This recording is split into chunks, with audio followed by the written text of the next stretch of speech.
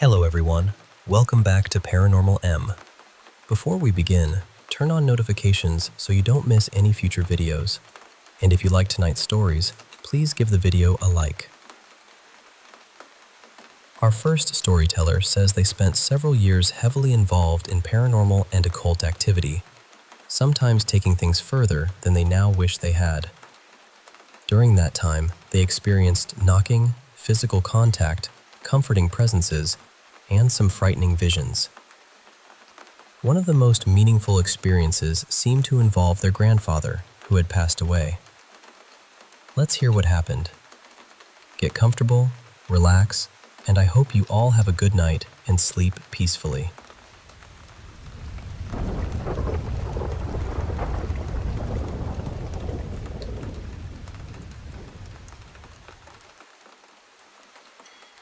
I've had quite a few experiences over the years. Some were strange, some unexpectedly funny, and others affected me in ways I still struggle to explain. 3 of them have stayed with me more than the rest. For context, these events happened during a period when I was deeply involved in occult and paranormal practices. I pushed myself much further than I should have, and looking back, there are choices I genuinely regret. One night, I was lying face down in bed, holding my pillow and feeling painfully lonely. I kept hearing knocks against the wall beside me, almost as though something was trying to get my attention. In my mind, I said, "I'm trying to sleep. We can talk tomorrow. I'm really not in the mood tonight." The knocking stopped. Later, I began crying quietly into my pillow. Then I felt a hand brush playfully across my lower back and ruffle the blanket near my hip. It should have frightened me, but it didn't. The energy felt lighthearted, almost teasing, as though someone was trying to interrupt my sadness and make me smile. And somehow, it worked. I actually laughed. Out loud, I said, "Very funny. Thank you, but I'm going to sleep now. Good night." Then I rolled onto my side and moved closer to the wall, just to be safe. The next morning, I told my sister what had happened. She said she had also felt something touch her during the night, but her experience had frightened her badly. I thought the presence had been playful.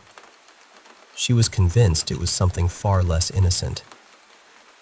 A few months later, I had a much more serious experience. I was lying in bed during one of the darkest nights of my life. I felt exhausted, hopeless, and dangerously close to giving up. There was a pistol beneath my pillow, and I was holding on to it while thinking about ending my life. Then the mattress slowly dipped behind me. I froze. A moment later, I felt what seemed like a man's arms wrapping around me. The embrace was firm but gentle, and although it startled me, there was nothing threatening about it.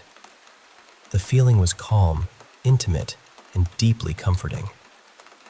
I started crying. For perhaps 2 minutes, I simply let myself be held. The tension drained from my body, and the thoughts that had been overwhelming me began to loosen their grip. I felt cared for.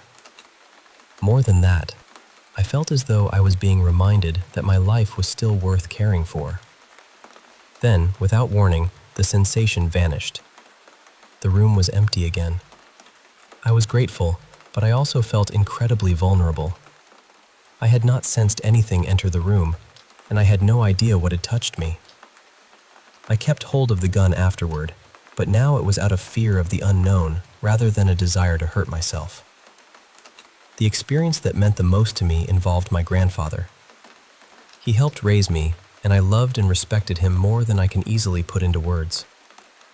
After he died, I tried many times to discover whether some part of him was still nearby. One evening, I sat in meditation and silently repeated, "I love you, Grandpa. Can you see me?" As I focused, I imagined a small light glowing above my head. Soon, I felt a presence directly in front of me. The entire room seemed charged, almost electric. In my mind, I saw a radiant golden sphere slowly turning in place. Then, a wave of emotion hit me so powerfully that I began to cry. I broke out of the meditation, but the presence remained. I felt love, tenderness, and sadness all at once. It seemed as though he was telling me that he was all right, that he loved me, and that he needed to move on. Then the presence disappeared. The room instantly became quiet and still. I cried for a long time afterward. Part of me felt peaceful because I believed he was safe. Another part of me missed him more deeply than ever. The following night, however, something very different happened. While drifting between sleep and wakefulness, I saw a horrible green shape hovering in the same part of the room. It had a distorted mouth filled with teeth. Instead of pulling away, I challenged it. I told it that it could not frighten me and tried to draw it toward me. That was a mistake. The image expanded until it filled my entire field of vision. I felt as though it swallowed me and tore my body apart. Whether it was a nightmare, a hallucination, or something else entirely, I came away feeling that I had opened myself too recklessly after the emotional experience of the previous night. Years later, my brother began reporting sightings of our grandfather in the house.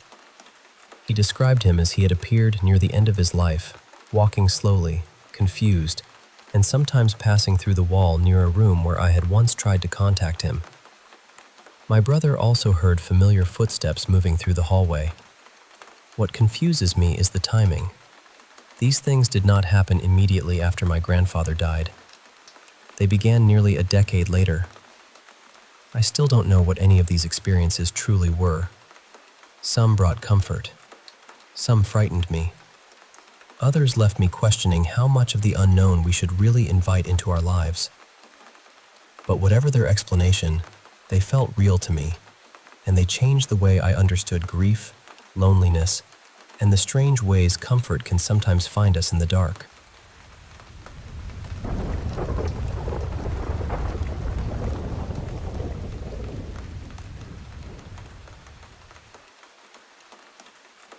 Hey, I want to share with you this really intense experience I had a while back, something that's stuck with me ever since. So I was living with my family, my brother, my parents, in this apartment up in the northern part of the city. You know, it was our home for years, more than 2 decades actually. But then, due to some legal stuff, we got evicted. It was a tough time, and we all had to split up. My parents and brother moved into a flat nearby, but I was struggling financially and couldn't afford rent. That's when my aunt stepped in and kindly offered me a place to stay in her second house. Now, this house was in the eastern side of the city, quite a distance from the life and neighborhood I'd known forever. It wasn't exactly the safest area either, the kind of neighborhood where you'd be cautious walking around at night. But the house itself? Man, it was huge. A massive metal door greeted you at the entrance, and inside there was this big kitchen and living room, 4 double bedrooms, 2 full bathrooms, a little extra room for service, and even a small chapel tucked away in one corner. It was a lot to take in. Here's something interesting about my uncle. He'd studied to be a priest before diving into psychoanalysis. He was an incredibly educated man, deeply familiar with things like black magic, tarot cards, exorcisms, all these mystical and spiritual realms. This house wasn't just a home, it was his consulting space. He held therapy sessions, conferences, and saw patients right there. So the house had this aura, you know? Like it was alive with stories and secrets. The very first night I moved in, I felt this uneasy chill right away. I went to my room, but sleep was hard to come by. Then, around 11 p.m., something happened that literally shook me. I heard 3 loud, booming bangs coming from inside the closet. I honestly thought my heart was going to jump out of my chest. I called my aunt, desperate, and she told me it was probably the neighbors making noise. But honestly, the sound was way too heavy and close to be just that. Every night after that, coming home from work was a battle with my nerves. I'd rush inside, slam the big metal door shut, then sprint upstairs flicking on every light until I finally reached my room. Once inside, I'd stick to my space, avoiding wandering around the house after dark. The only exception was the bathroom, which was just next door. But even then, I'd hear these strange noises, the creaks and groans of the old house settling, or sometimes a window sliding open all by itself. You can imagine how creepy that felt, right? One night, my girlfriend stayed over. She was curious, so she explored every room, trying to find anything spooky or unusual. That's when she found an old cassette tape, labeled as a therapy session. We played it, and what we heard gave us chills. It was my uncle talking to a woman.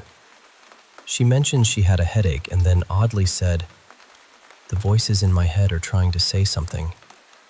When my uncle asked what they were saying, the woman suddenly switched to this deep, guttural voice, speaking in a language neither of us could recognize. My uncle pressed her for an explanation, and the guttural voice responded again before the tape abruptly cut off. After that, the weirdness escalated. Spiders, big, creepy ones, and scorpions started appearing, but only upstairs, near the bedrooms. It was like the house was crawling with these unsettling visitors. One night, while my girlfriend and I were playing cards, we both saw the deck slide slowly from the center of the table all the way to the corner. There was no one else in the room, and the air just grew colder. Sleeping was a nightmare. I kept the side lamp on all night and barely slept between 2 a.m. and 5 a.m. The house had these zones you just didn't enter after dark: the kitchen, the tiny chapel, and the room where we found that cassette. Just stepping into those rooms gave me the feeling someone was watching me, right behind my back. It was suffocating. Eventually, I confided all this to my cousin, and she told me something that made everything click. Apparently, her father, my uncle, had performed a kind of exorcism in that very house. He'd sensed something was off, but didn't think it was too dangerous. The tapes? They were evidence. Proof that these supernatural things were real and, in a way, normal in his line of work. I only stayed there for 2 months, but it felt like years. Funny thing is, the only people who regularly visited the house were my uncle and my girlfriend. My aunt? She only came once when I was moving out, and she stayed in the car park the whole time. Months later, I asked her why she avoided going inside, and she just chuckled and said she knew the house was haunted. So yeah, that's the story of my time in that eerie old house. A place filled with shadows, whispers, and a history I never could have imagined.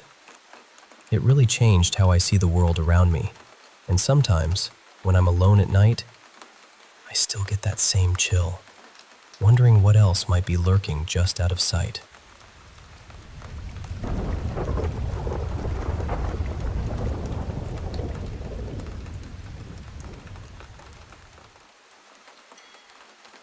Hey there, I want to share with you a story from my childhood, something that's been with me for years, something that's shaped how I see the world. Growing up in a Christian family, I was always taught about the battle between good and evil, that these forces exist whether we notice them or not. We went to church every Sunday, attended Sunday school, and learned about how God wants us to live.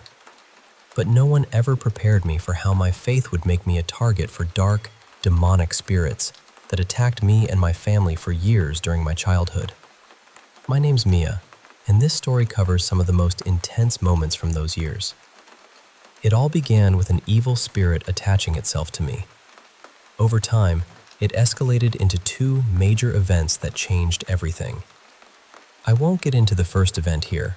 It's a long story on its own, and I don't want to rush it.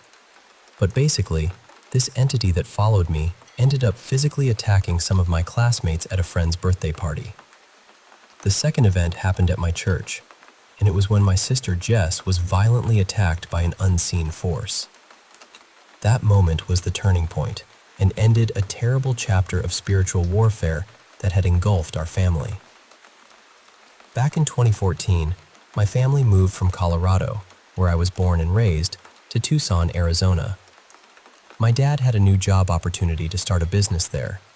It was a big change, trading the Rocky Mountains for the desert.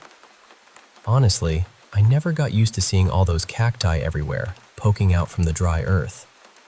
During spring break that year, we took a trip back to Colorado to visit my cousins. They lived way out in the country, in a house surrounded by endless fields and rows of corn stalks. The nearest neighbors were half a mile down a dusty dirt road. The house itself was huge, 2 stories plus a basement, with a modern cement exterior. It was beautiful, but also incredibly isolated. You could see the house from miles away, and at night, it felt like the darkness swallowed everything around it. Even as a kid, I had this uneasy feeling about that property. There was nothing really wrong with the house, no history of deaths or anything like that, but it just felt creepy. One night, right before bed, my cousin Savannah told me something that sent chills down my spine. She said that every few nights, she'd see a little girl standing at the edge of her bed, just staring at her. Imagine that, a ghostly child appearing like that. I couldn't blame her for not wanting to sleep in her room, so she took to sleeping in the living room while we visited. That night, Savannah, her friend Taylor, and I had our own little sleepover in the living room. We huddled close, trying to make it fun despite the creepy stories. And then Taylor started telling the tale of Courtner Road, a local legend that's just a few minutes away from their house. It's about a man who supposedly went insane, murdered his wife and kids, skinned the family dog, and hung his daughter's body from a tree over the road for anyone passing by to see. The story said he burned down the house in a fit of rage, and now only the charred remains of the foundation and basement stand. Taylor and Savannah had both been to the property to see for themselves, and they confirmed that all that's left are those burned-out ruins.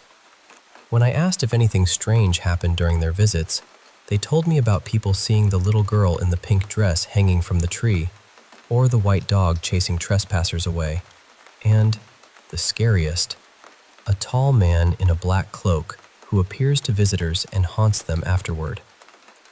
I wanted to believe it was just stories made up to scare me, so I brushed it off. Eventually, we stopped scaring each other and fell asleep, or at least tried to. Savannah and Taylor took the couches, and I laid on the carpet in front of Savannah's couch, wrapped in a blanket with a pillow. Around midnight, I woke up from a deep sleep. The house was silent except for Savannah's soft snoring and Taylor stretching awkwardly on her couch. As I sat up and looked toward the kitchen to check the oven clock, something caught my eye. There, standing in the foyer, right by the front door, was the tallest man I'd ever seen. He was enormous, hunched over, staring down at the floor. I couldn't make out any features because his face was hidden under a sagging black hood. His entire body was covered in black, like the perfect image of the Grim Reaper, with hands hanging limp by his sides. I thought maybe I was dreaming or hallucinating, but the longer I stared, the more real he became. A cold wave washed over me, like my blood had turned to ice. My heart pounded, and fear gripped me tightly.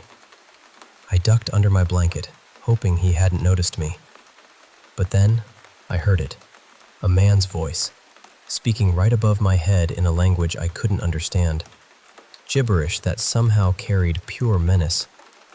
I knew this spirit wanted to hurt me.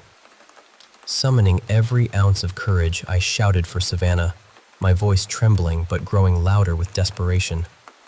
The voice above me stopped, and soon I heard Savannah's groggy reply. I climbed onto the couch beside her, tears streaming down my face as I told her and Taylor what had just happened. I stayed there the rest of the night, too scared to move or sleep, watching the TV and waiting for dawn. After we returned to Arizona, the haunting didn't stop. I needed white noise to fall asleep, or I'd hear that tall man calling my name over and over again. I slept with the closet light on because the darkness felt suffocating, like the shadows were closing in. Some nights, I'd wake to the mattress vibrating as if it was alive and breathing beneath me. The spirit made itself known not just at night, but during the day. I saw shadow figures darting through the house, and my dog Harley reacted too, growling or chasing after something invisible. About a year later, my parents divorced. Mom took me and my sister Jess back to Colorado Springs to live with a family friend while we looked for a place. Jess had been diagnosed with PNES, post-non-epileptic seizures, and the spirits that haunted me started targeting her, exploiting her illness. Jess's seizures grew violent. During episodes, she screamed in agony, terrified, telling Mom she saw shadow figures holding her down and whispering terrible things. The demonic oppression wore her down mentally and emotionally. At 16, Jess attempted suicide multiple times and was diagnosed with signs of schizophrenia. She was sent to psychiatric hospitals several times over the next months. When Jess was home, we kept trying to go to church every Sunday, hoping for relief. But her episodes became worse during services, forcing us to leave early. Mom cried on the way home, desperate for help. Our sanctuary felt lost. Jess fought to keep going to church, but one day, after staying for an entire service, she collapsed after the final prayer. Wayne, a close family friend and church member, rushed to help her. But then, something unseen attacked Jess in his arms. She screamed a scream so raw and painful it still haunts me. Church members quickly surrounded her, laying hands on her and praying with a fierce intensity I'd never witnessed, speaking in tongues, holding Jess down as she struggled and wailed. After nearly 10 minutes, Jess finally went limp, unconscious in Wayne's arms. More prayer brought her back, tears streaming down her face, tears of joy and relief that the attack had ended. That day marked a turning point. Jess's seizures returned to their earlier convulsive form, and the nighttime hauntings that plagued me gradually faded. Recently, while talking to Mom about those years, I realized the haunting stopped the day of Jess's last church episode. That realization made me want to share this story, to remind people that evil exists in this world, that it's a real and serious problem. Over the years, I've researched everything I could about those events and the legend of Courtner Road. The story I was told was part of the satanic panic era of the 70s and 80s, an exaggerated myth. The truth, according to someone who knew the family, is that the man and his wife died naturally in the 60s, and their children are alive today. The rumors led to trespassers trying to summon spirits, which caused trouble and eventually led to the house being burned down to stop the trespassing.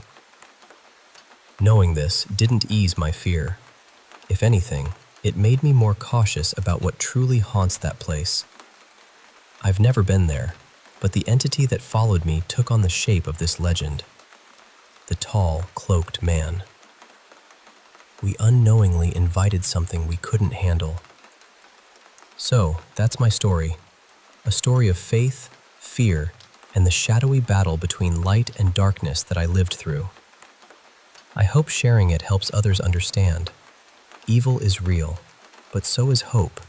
And sometimes, that hope comes through the faith and prayers of those who stand with us when we need it most.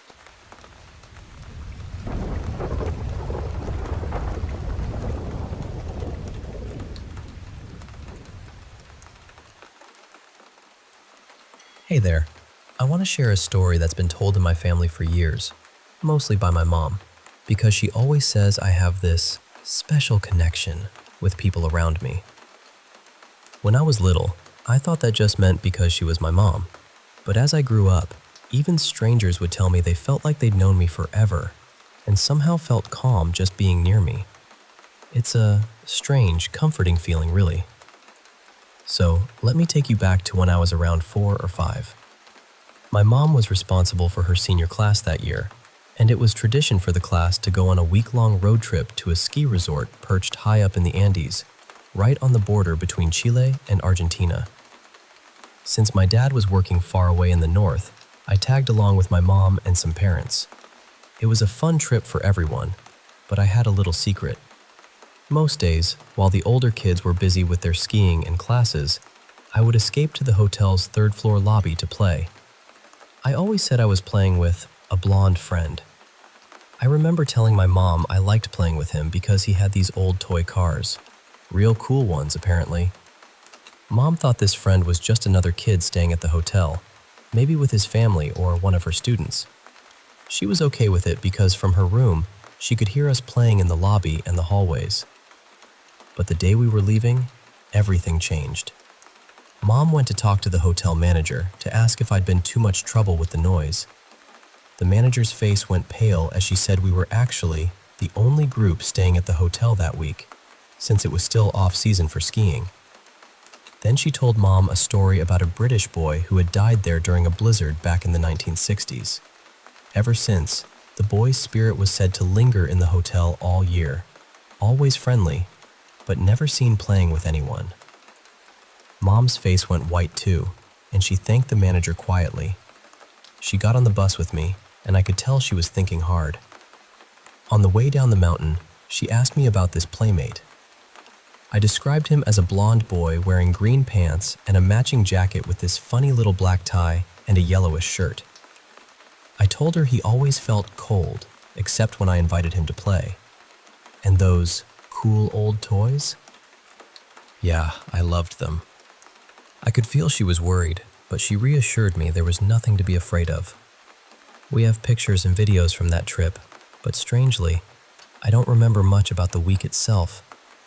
It's like the memories are there, but floating just out of reach.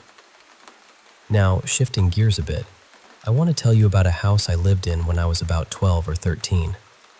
It was a long, ranch-style house set against a hill.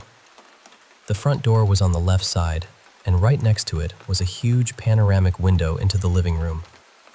To the right of the living room was the kitchen and my sister's room, which also had access to the attic.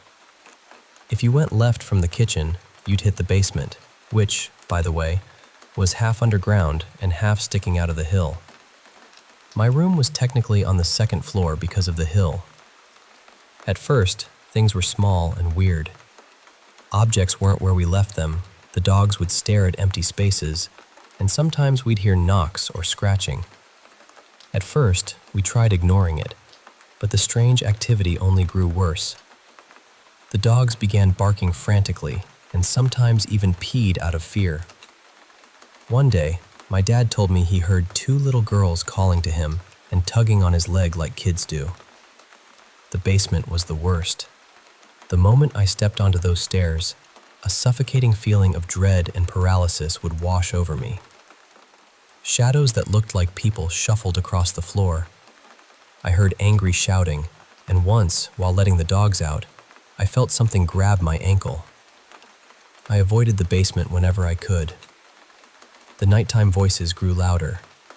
I'd hear footsteps when I was home alone, see faces in the corner of my eye that vanished when I looked. The bathroom was creepy too. After 9 p.m. and before dawn, you could see a man with a blacked-out face staring at himself in the mirror. I even had blackouts and visions of horrible deaths. Sometimes I would wake up, floating, or at least it felt like it.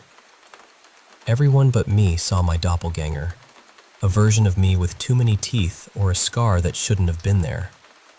When my parents went up to the attic to store the Christmas tree, they found something so unsettling, they never talked about it. We moved out shortly after.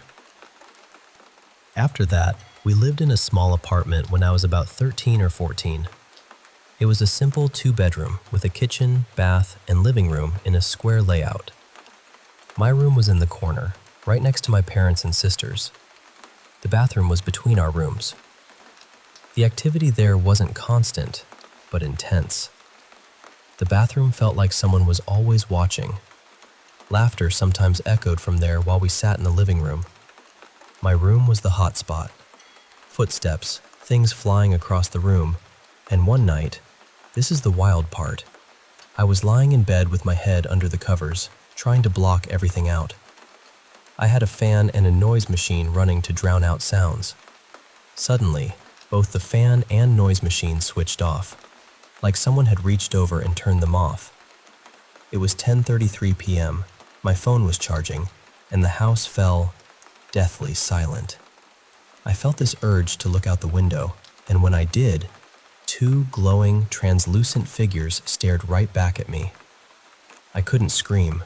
My throat just froze. I jumped back, pulled the blinds shut, and hid under my covers, sweating and shaking until about 11:30 p.m. When I finally dared to turn things back on and shine a flashlight, I crawled into bed. That was the scariest moment of my life. At 17, I moved into my grandmother's house. My room is right across from the basement door. Convenient because I spend a lot of time down there, but also terrifying because that's where most of the activity happens. The basement is huge and open, with a wood shop in one corner and another room known as the hot spot. I've been spoken to there, had things thrown at me, even touched on the neck with a voice telling me to get out of my domain. Once I was playing a game when something threw an object behind me. I turned around to see the door, which I'd shut with the light on, swinging open with the light off. It's left scratches on my neck and back, and once tried to drag me down the stairs.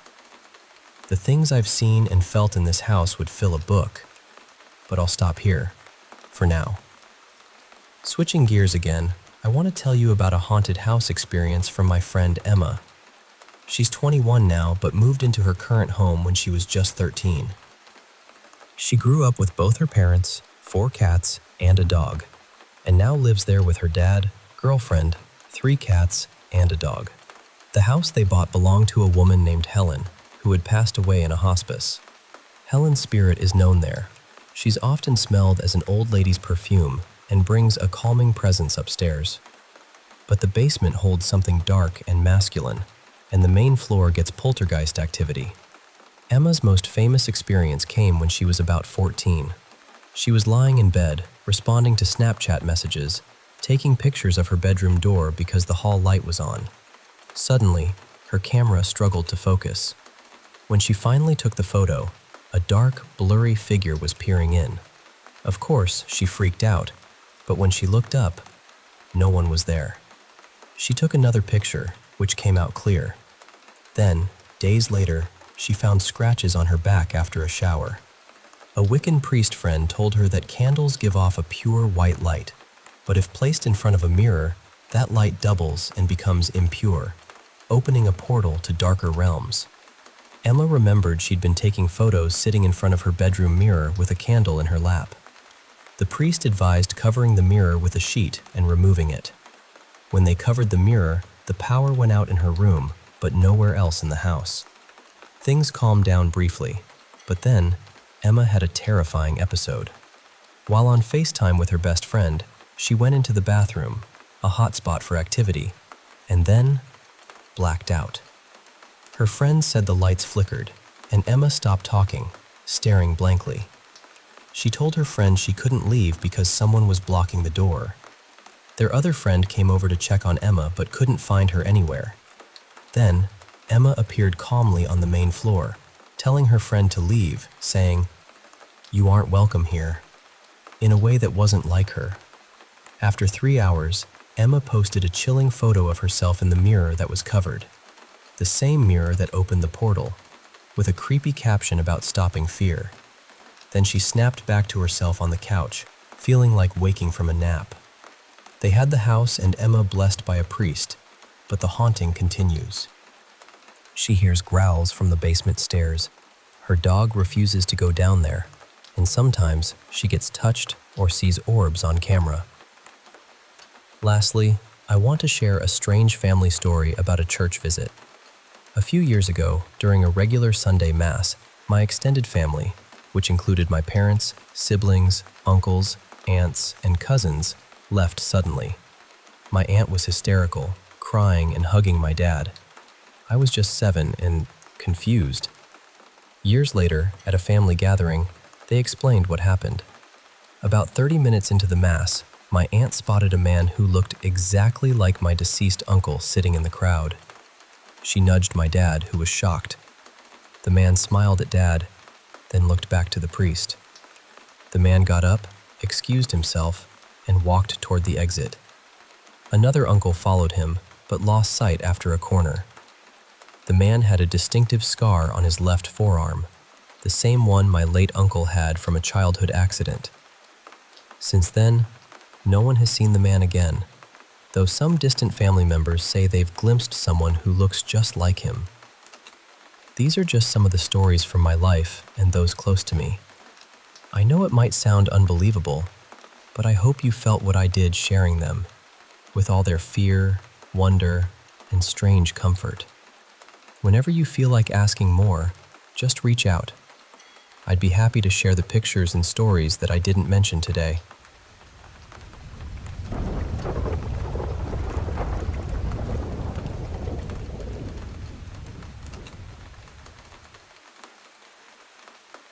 I was about 12 years old when I saw something in the basement that I still can't explain. The basement itself was almost completely dark, but there was a small light above the staircase. I remember walking down, slowly, reaching the final step and looking straight ahead. Maybe 4 feet away from me, a large, hunched figure suddenly darted into the darkness. It was completely black.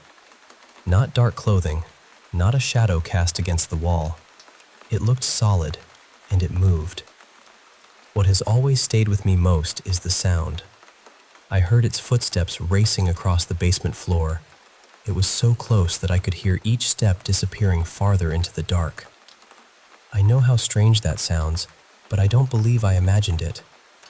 Even at that age, I understood that something extraordinary had happened. I went straight to the family computer and wrote down everything I could remember. I promised myself I would never edit the document because I wanted a record of exactly what I had seen before time could soften or change the memory. At first, I tried to convince myself it had been one of our dogs. The figure was much larger than either of them and didn't move like a dog, but I desperately wanted a normal explanation. Then I found both dogs outside. That basement already had a troubling atmosphere. Years later, one of my father's girlfriend's daughters slept down there after she and some friends had used a Ouija board. The following morning, she woke up with a long scratch across her back. I was young when the older kids experimented with those things, and I may have been nearby more than once. Sometimes I wonder whether that opened a door none of us understood. The basement wasn't my only experience. When I was in my early 20s, I lived in a house where unsettling things happened constantly. The strangest recurring problem was in the garage. The light bulbs would somehow become unscrewed just enough that they wouldn't turn on. I would tighten them, test the switch, and everything would work again.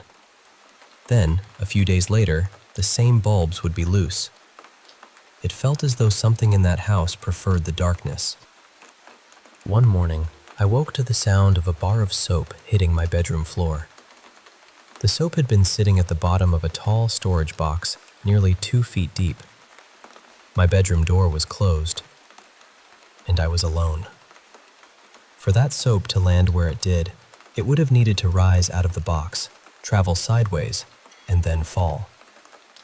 I checked the room repeatedly, hoping I had overlooked something obvious. I hadn't. My fear of dolls began much earlier.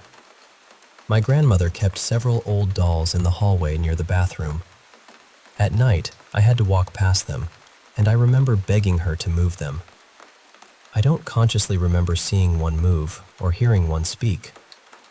Still, something about them terrified me in a way I couldn't explain. Even now, I have variations of the same nightmare. In the dream, I'm staring at a doll. I already know it's going to move, so I watch it closely, waiting. The room becomes unbearably quiet. Then the doll's head turns, or its mouth opens, or it suddenly begins walking toward me. I run. Sometimes I leap down an entire staircase just to escape. In other versions, the dolls jump and scream at the same time. No matter how the dream changes, I always feel that the presence inside them is not human. It feels ancient, intelligent, and deeply hostile. The fear is difficult to describe. It isn't ordinary nervousness. It feels as though every part of your body recognizes a threat before your mind can understand it. I've wondered whether something involving those dolls happened when I was very young and I simply blocked it out. I can't claim that it did because I don't remember an actual event. I only know that the fear has followed me into adulthood, and the nightmares feel more like memories than inventions.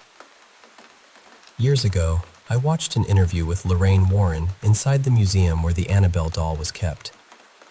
While discussing it, she said she would not look directly at the doll. The way she said it stopped me cold. There was something in her voice that sounded exactly like the fear I had felt as a child. It was the recognition of something you didn't want to acknowledge because acknowledging it made it feel closer. I also had one dream that changed how I thought about time and free will.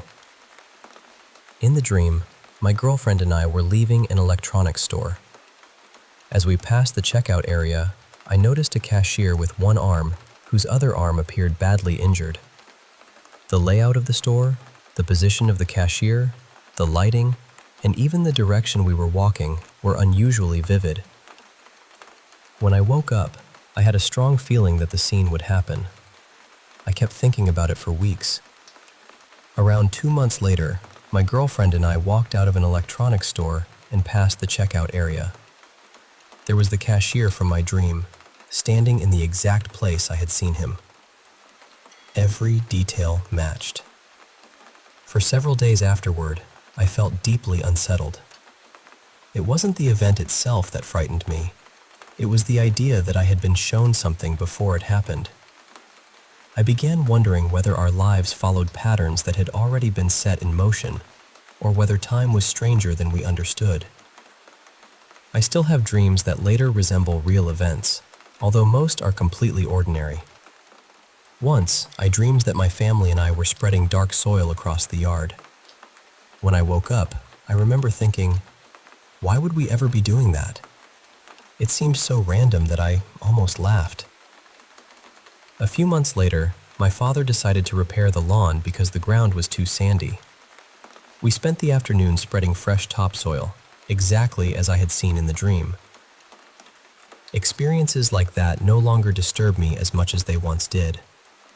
There are too many dreams to record, and most predictions, even when they come true, don't seem to serve any clear purpose. The shadow in the basement is different. Whenever I tell that story, my eyes begin watering without warning. I'm not necessarily crying, and I don't feel emotional in the usual sense. My body simply reacts. I grew up in several old houses, and many of them felt haunted. One had a foundation made from rounded field stones fitted together by hand. I don't remember seeing anything specific there, but I was terrified of sleeping upstairs. Most nights, I slept on the couch downstairs. Even then, I positioned myself so I could reach an outside door quickly if something came toward me. The safest I ever felt as a child was when we lived in a newer apartment. For the first time, I could sleep with the lights off. It felt incredible to lie in the dark without sensing that something was watching me. Even as an adult, I often keep a light on at night. I don't enjoy sleeping that way, but sometimes the feeling of being watched becomes too intense. There were smaller incidents too. At my cousin's house, a closet door once slammed shut when no one was near it. Toys without batteries occasionally lit up or made sounds. Each individual event might have had a harmless explanation, but together they created an atmosphere that was difficult to dismiss. After especially frightening dreams, I began praying and calling on Jesus, Michael, and Uriel. I know fear can make the mind reach for protection, but prayer genuinely helps me calm down. Christian music helps too. I experimented with gentle instrumental music and soft singers because I assumed the fear was psychological. The music was beautiful, but it did nothing to remove the sensation that something was in the room with me. Christian music was different. When I played it, the atmosphere seemed to lift, and I could finally sleep. Sometimes it helped even on nights when the lights were already on and I still felt watched. That experience forced me to reconsider things I had once treated as distant religious ideas. Angels, demons, Jesus, spiritual protection. Could those things actually be real? I don't pretend to have the answer. I've developed theories about haunted objects and why certain dolls seem to carry such an unbearable presence. At times, I've wondered whether rituals could somehow attach a spirit to an object.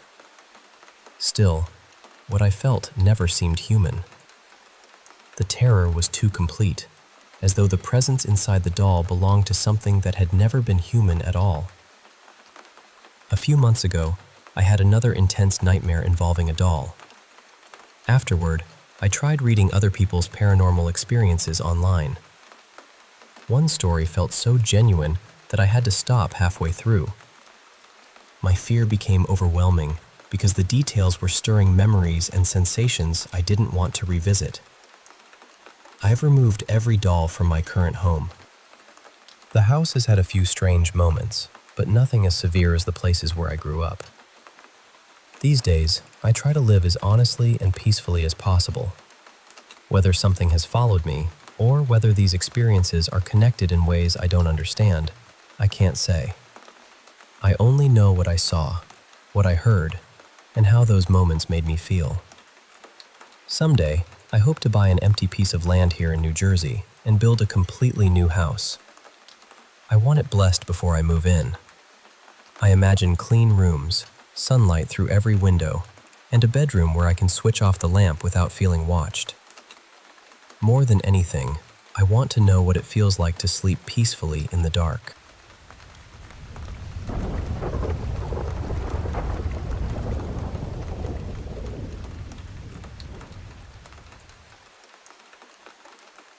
I was 6 years old when this happened, and even now, I can remember it more clearly than things that happened just last week.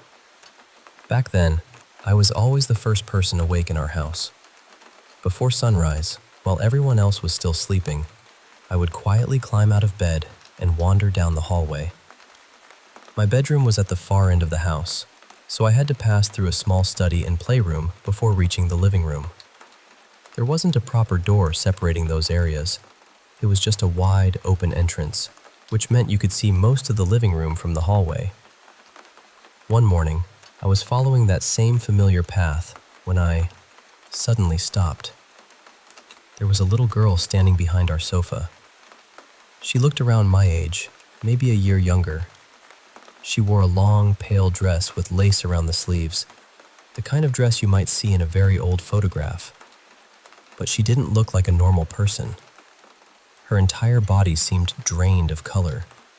She was almost black and white, with a faint, shadowy appearance, yet I could still make out every detail.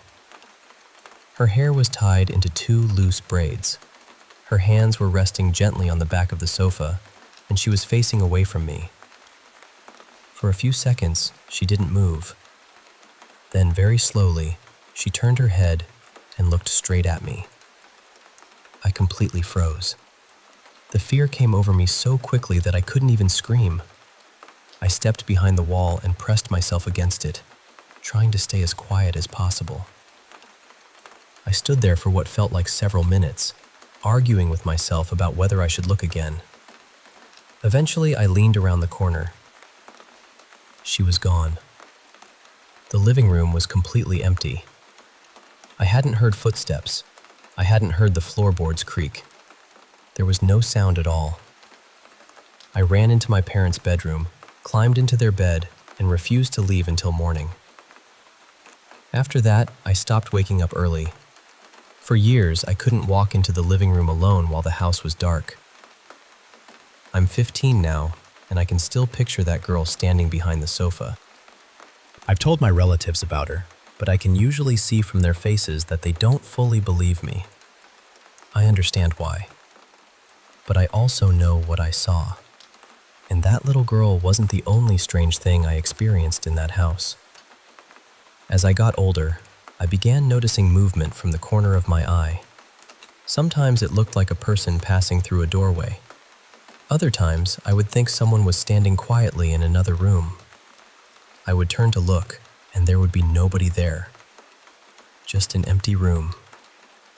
Sometimes I would also get the feeling that someone was watching me. It wasn't always frightening, but it was strong enough to make the hairs on my arms rise. My father helped build that house with a few relatives when he was younger. When I finally told him everything I had been seeing, I expected him to laugh or tell me I had an overactive imagination. Instead, he became very quiet.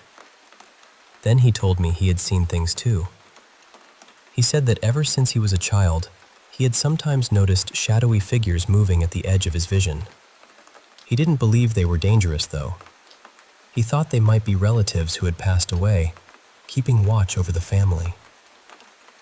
Later, my grandmother told me she had experienced similar things. That was when I began wondering whether it might run in our family. Maybe some people are simply more sensitive to things that everyone else overlooks. Even now, I occasionally see something.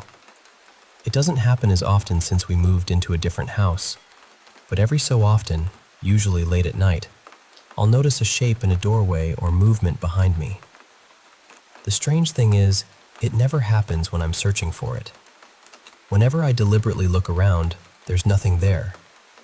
It only seems to happen when I'm distracted, when I'm alone, when I'm not expecting it.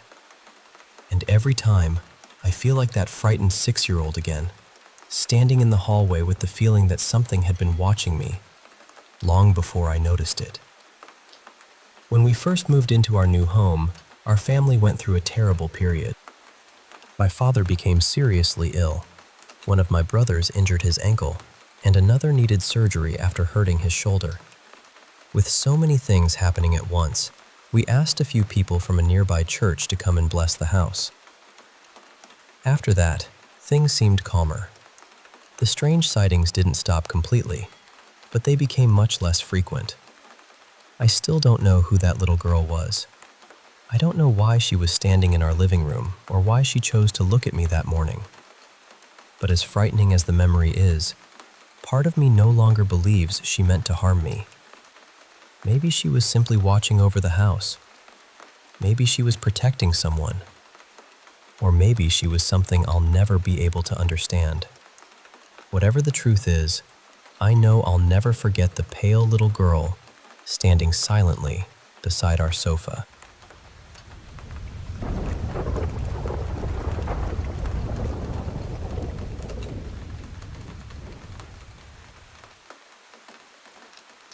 I want to share something with you, and I'm asking you to listen with an open mind.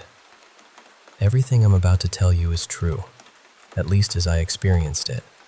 I haven't invented any of this, and I honestly have no reason to. I don't drink, I don't use drugs, and at 42 years old, I'm well past the age of making up frightening stories for attention. I grew up in northern Germany and lived there for most of my life. I've always been interested in paranormal subjects. I read books, watched documentaries, and listened to other people describe experiences they couldn't explain. For a long time, that was all it was: curiosity. Then, little by little, I began noticing things myself. Sometimes I would enter a room and immediately sense a change in the atmosphere.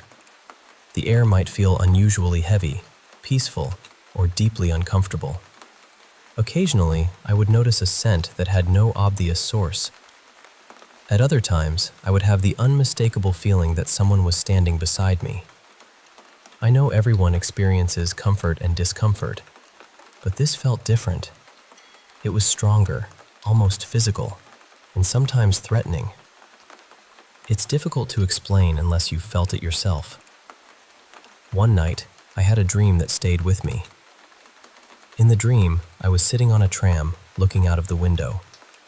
There were a few elderly people standing near the pavement, along with a man who seemed to be staring at the ground as though he had lost something. What disturbed me was how still he was. His head was lowered, but the rest of his body didn't move at all. As the tram passed him, he suddenly lifted his face and looked directly at me. He smiled in a way that made my stomach turn. Then he said, very clearly, "I'll be with you soon." He was outside, and I was behind the closed window, but I heard every word as though he had whispered it into my ear. I understand that dreams can be strange. Anything can happen in them. So at first, I tried not to give it too much importance.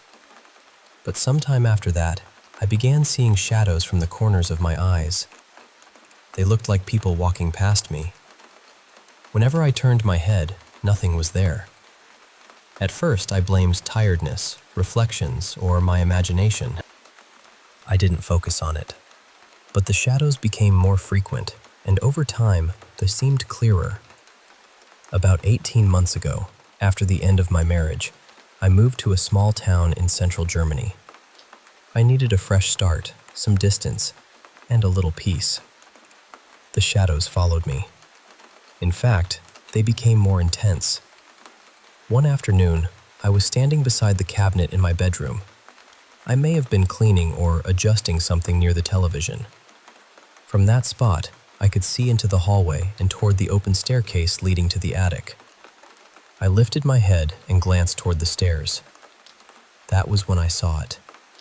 There was a pale, almost transparent figure moving up the staircase. It was completely white and roughly the height of a young child. I couldn't see a face or any clear features. I only saw the shape climb 2 or 3 steps before disappearing from view. I turned away in shock, then immediately looked back. Nothing was there. I remember saying out loud, "Seriously? What was that?" I was frightened, but strangely, I was also angry. It felt as though something had crossed a boundary. A close friend was in the house with me. She looked at me and asked what had happened because, according to her, all the color had drained from my face. I told her what I had seen. She laughed nervously and said, "Maybe it's just the house spirit." We tried to joke about it and moved on with our day, but I never truly moved on from it. I can still picture that figure on the stairs. A few days later, the same friend and I were standing outside near the back door. Suddenly, I felt someone press a finger firmly into the back of my neck. I immediately told her to stop because I hate being touched there. She stared at me, completely confused, and said she hadn't touched me. I insisted that she had. The sensation had been so clear and so physical that I couldn't imagine any other explanation. She became frustrated and swore she had been standing too far away to reach me. We actually argued about it. Even now, she gets annoyed when I mention it because she is certain she never touched me. And I'm just as certain that something did. There have also been smaller incidents. When I'm standing outside near the driveway, I sometimes hear whispering or quiet mumbling nearby. It sounds as though someone has spoken directly to me, but I can't quite understand the words. I often turn to whoever is with me and ask, "What did you say?" They always respond, "I didn't say anything." It has happened around friends, co-workers, and visitors. Different people, different days, always the same answer. No one said a word. Recently, I was lying in bed watching a series on my laptop. Beside the bed is a storage box with a folded blanket and a spare pillow resting on top. They had been sitting there untouched for weeks. Without warning, the pillow fell onto the floor. It didn't slowly slide. It dropped suddenly, as though it had been pushed. I cannot describe how badly it frightened me. My heart was beating so hard that I could feel it in my chest and throat.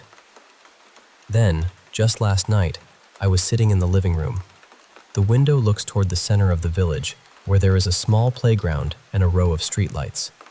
I was on the sofa, sending messages to a few people on my phone. When I sat up and looked toward the window, I saw another pale shape. It was faint, whitish, and almost transparent. I couldn't make out a clear body, but I saw it move across the window from right to left. I immediately said to myself, "There it is again." These are the main things I've been experiencing, and I honestly don't know what to make of them. I'm willing to accept that some incidents might have ordinary explanations, perhaps tiredness, reflections, sounds carrying from nearby houses, or objects shifting on their own. But that doesn't explain everything. Why do I hear voices when no one is speaking? Why do I notice pleasant or unpleasant smells when there is no source? What touched the back of my neck? What was climbing those stairs? Why do certain places feel so intensely different the moment I enter them? And why do I continue to see shadows and occasional flashes of light at the edges of my vision? You may think I'm imagining all of this. I understand that reaction. But these experiences are real to me, and they have continued for a long time. I'm not living in constant fear. I still go to work, see friends, and live my life normally. But what has happened over the past several months has left me unsettled and searching for answers. I would like to speak with someone serious and trustworthy who understands unusual experiences like these. Perhaps a reputable medium, a paranormal researcher, or simply someone who can help me examine everything calmly without immediately dismissing me. I don't know who to contact or where to begin. More than anything, I want to understand what I've been experiencing and find a way to put it into perspective. Thank you for listening to my story. It means more than you might realize.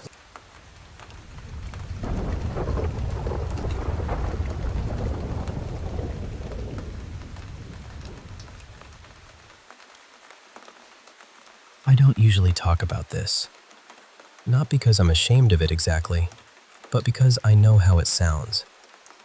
The moment you tell someone you've seen things other people can't see, they start searching for an explanation. Maybe you were dreaming. Maybe you were stressed. Maybe the light played a trick on you. And honestly, maybe they're right. I've spent most of my life trying to explain these experiences away. But some of them have stayed with me for years, and no matter how hard I try, I still can't make sense of them. I first realized something unusual was happening when I was about 9 years old. It may have started earlier, but that was when I understood that other people weren't experiencing the same things I was. Back then, I sometimes saw people standing in our house. They never looked frightening. Most of the time, they simply seemed to be passing through. Occasionally, I would hear them speak to me, and their voices sounded as real as anyone else's. At that age, I assumed everyone could see them. I couldn't understand why my parents became tense whenever I mentioned the woman near the staircase, or the man I sometimes saw standing by the kitchen window. There were nights when my parents would hear me talking in my room long after I was supposed to be asleep. They would open the door and find me sitting upright in bed, answering questions from someone they couldn't see. At first, they would ask me who I was talking to. Eventually, they stopped asking. I think ignoring it became easier for them. Maybe they hoped I would grow out of it. In a way, I did. As I got older, I stopped seeing full figures as often. The experiences became less frequent, but they never disappeared completely. They just changed. I have significant hearing loss in one ear, so I've often wondered whether that explains the voices I still hear. Every so often, I'll hear a conversation somewhere nearby. It might sound like two women speaking in the hallway, or a man talking quietly from another room. The voices are always clear enough for me to recognize that people are talking, but never clear enough for me to understand the words. I'll pause whatever I'm doing and listen. Then, I'll check the house. No television, no radio, no neighbors outside. No one there. It has happened so many times that I rarely go looking anymore. Still, every time it begins, I feel that same cold little shiver move through me. Objects move too, although never in the dramatic way people expect. A pen rolls off a flat counter. A cup shifts when nobody is near it. A picture frame falls even though it has been sitting in the same place for months. Once, while I was reading at the dining table, a set of keys slid across the surface and dropped beside my chair. Nothing has ever seriously hurt me. Nothing valuable has been destroyed. But sometimes the movement feels deliberate, almost like a quiet tap on the shoulder. A reminder. Inside the house, I mostly see shadows now. They appear at the edge of my vision, I'll notice something moving past a doorway or catch the outline of a person crossing the hall. But when I turn to look directly at it, there's nothing there. Sometimes I wonder whether they're hiding from me. Other times I wonder whether they simply don't know I can still see them. The nights are the hardest. There have been countless times when I've felt the mattress dip beside me, as though someone has carefully sat down on the edge of the bed. It isn't just a vague feeling that someone is nearby. I can feel the bed shift beneath their weight. A few times, while lying awake and watching videos on my phone, I felt a light tug against my hair. Not painful, almost gentle. I've spoken aloud and asked it to stop. Sometimes, the pressure disappears immediately. Sometimes, it stays. Even during quiet moments, I often feel as though I'm being watched. It's difficult to describe that feeling without sounding dramatic.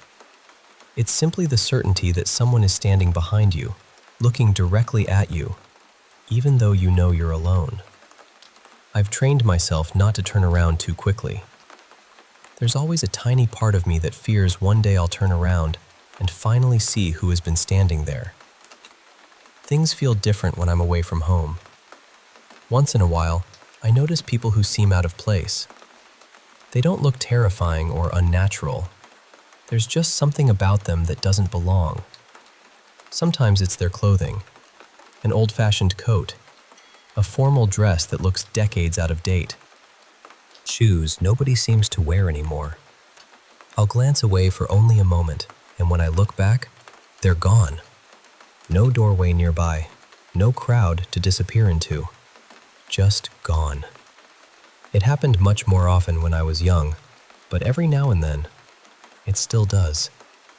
My dogs make these experiences harder to dismiss. I have 2 dogs, and sometimes both of them will suddenly stare at the same empty corner. Their bodies become stiff, their ears lift. One of them may growl softly, while the other refuses to move any closer. There are also certain rooms they occasionally refuse to enter, even though nothing inside has changed. Maybe they hear pipes settling in the walls. Maybe they smell something I can't. I'd be relieved if that were all it was. But there's one part of this that I've rarely spoken about. Every so often, I'm overcome by the feeling that something terrible is about to happen. It comes without warning. My chest tightens, my hands begin to shake, and I feel a wave of fear so strong that I can barely breathe. Sometimes brief images appear in my mind. A damaged car beside a wet road, flashing emergency lights, a hospital corridor, a place I don't recognize. Most of the time, I try to tell myself it's anxiety. I wait for the feeling to pass and go on with my day. Then, hours later or the following morning, I hear that someone I know was injured, or that there was a serious accident nearby. It doesn't happen every time. That's important to say. But it has happened often enough that I can't completely ignore it anymore. I've searched for reasonable explanations for all of this.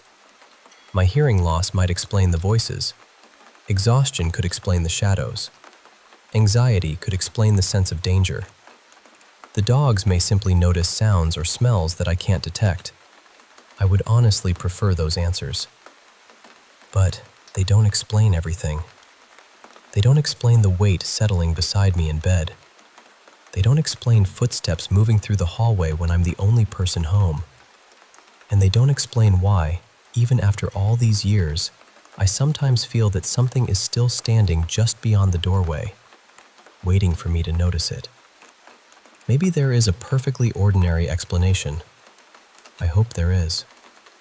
I just haven't found it yet.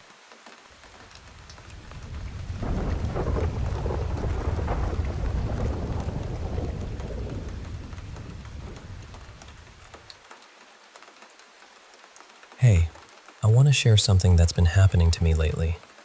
I'm not sure if it's just my imagination, stress, or something else entirely, but it's been pretty unsettling. So I'm a 25-year-old law student, and after finishing college, I moved back home to live with my parents. You know how it is, trying to save money, get my bearings before jumping fully into the legal world. But ever since I've been back, especially this year, I've started feeling like there's something following me around. It's hard to explain, but I swear, I feel it most strongly when I lie down in bed. It's like there's a presence, a small being, maybe a child or a little dog, that sneaks in with me, moves around, circles the bed. Sometimes I can almost feel the springs beneath me shift, like something settling in close. It's this subtle pressure, a strange heaviness or imbalance, like the weight distribution on my mattress is off. I can't see anything, just this sensation that something's there. But it's not just at home. One time I was crashing at a friend's place, resting on his couch, and I got this feeling like his dog was right there, sniffing near my ear. I even pulled away to look, but there was nothing. No dog, no movement, just silence. This has happened a handful of times now, and honestly, it messes with me. Sometimes I feel like I'm actually being touched, light, almost affectionate touches, like a small nose nudging or soft fingers brushing. Sometimes it feels like sniffing, like that invisible little animal is checking me out.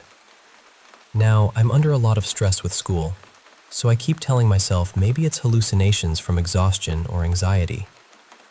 But the feelings are so vivid, so persistent, it's hard to just brush them off.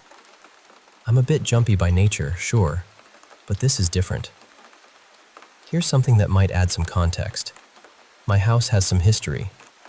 When I was a baby, my siblings played with a Ouija board in what's now my room, and they swear they contacted a spirit. Over the years, pretty much everyone in the family has reported seeing strange lights, hearing unexplained noises, spotting shadows or figures moving on their own. For a long time, these things were rare, just occasional odd moments. But more recently, it's gotten, well, weirder. For example, sometimes I swear I hear my mom calling me, clear as day, like right here in the hallway or from another room. I get up to answer, but when I check, she never actually called me. Even my oldest sister experiences this, and sometimes I hear my little sister calling my full name. Adolf Oliver Nipples, Mom's calling you. It's creepy and confusing. I should probably mention my mental state isn't the best right now. Living at home isn't really my thing. School is pretty overwhelming, and there's this general feeling of apathy. So yeah, I'm definitely considering whether I need mental health support. But on the other hand, my mom does these house blessings semi-regularly. She burns sage while praying, opens every door and window to let in fresh air and sunlight, sprinkles holy water in every corner, closet, bed, door, and window, all while continuing her prayers. Then she lights incense, closes everything up, and hopes for peace. Still, these feelings and experiences keep creeping in. Now, on a different but related note, I want to tell you about something that happened with my dog, Saggy. Saggy's a Canaan dog. Well, mostly black and white, not the usual brown you might expect. She's full of life, super smart, and trained to the point where she can open our bedroom door whenever she wants to go downstairs for food or just to roam. Watching her is like seeing pure excitement in motion. She's always buzzing with energy, the smartest dog I've ever had. So my boyfriend and I share Saggy, and we usually stay up late together. He streams on Twitch, playing games like Call of Duty or Minecraft, and I hang out with him. This one night, around 2 a.m., Saggy was in our room, just sitting near his setup, watching him play. Suddenly, he gets hungry, and I decide to go downstairs to make some noodles. When I open the door, I talk to Saggy in a baby voice, asking if she wants to come downstairs. Usually, if she wants to, she runs out of the room and waits at the top of the stairs, ready to follow me down. If she doesn't want to, she just sits and watches. That night, she sat down, which told me she was staying put. I went downstairs, nothing unusual. After finishing the noodles, I start heading back up with the bowl, and at the bottom of the stairs, I see Saggy lying right in the middle of the stairway. That shocked me because if she changes her mind or wants to check on me, she usually just runs down to me, following every step. I didn't hear the door open, but I figured maybe I just missed the sound. Saggy looked tired, which was strange because she never sleeps downstairs. She always sleeps with us. I was a little concerned, but not enough to panic, just thinking maybe she wanted to rest there for a bit. I pet her and said, "Love you," in my baby voice, expecting the bedroom door to be open. She can open doors but not close them, so I assumed my boyfriend had closed it. When I opened the door, Saggy jumped on me, all hyper like usual. I spun around quickly to look at the stairs, but the Saggy I saw lying there was gone. I didn't hear any footsteps or shuffling as if she had gotten up and walked away. It happened so fast, almost like she teleported. I asked my boyfriend if he had let Saggy out or heard her open the door. He said no, and that she'd been waiting in the room the entire time. I told him what I saw, and he just shrugged it off, saying maybe I was tired. But here's the thing, our sleep schedule is totally messed up. We sleep during the day and wake up late at night for streaming, so I was fully awake and alert when this happened. I was speechless, trying to process what I touched. I physically petted her fur, felt her warmth, but it wasn't her. My boyfriend just laughed and joked that the house must be haunted, teasing, "Saggy, do you have a twin?" I laughed too, but deep down, I was rattled. I went back downstairs to check everything, and while I was in the kitchen, the whole thing gave me goosebumps. I tried to ignore it, but the more I think about it, the more it unsettles me. I can't blame it on tiredness. I was wide awake. It can't be my eyes playing tricks because I literally touched it, felt it, and it looked exactly like Saggy. It was surreal, like a glitch in reality. Nothing spooky happened before or after. No eerie noises or shadows, just that one moment. It wasn't some creepy haunted house vibe. It was something supernatural, something I witnessed firsthand. I'm sharing this because I need some kind of explanation or closure. Has anyone else experienced anything like this? I'm not a great writer, so I'm sorry if this didn't all make perfect sense, but I'm here, willing to explain more if you have questions. Because honestly, I just can't ignore it.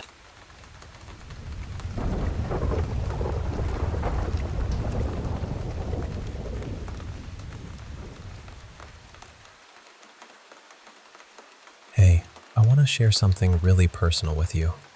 Something that's been weighing on me for a while now.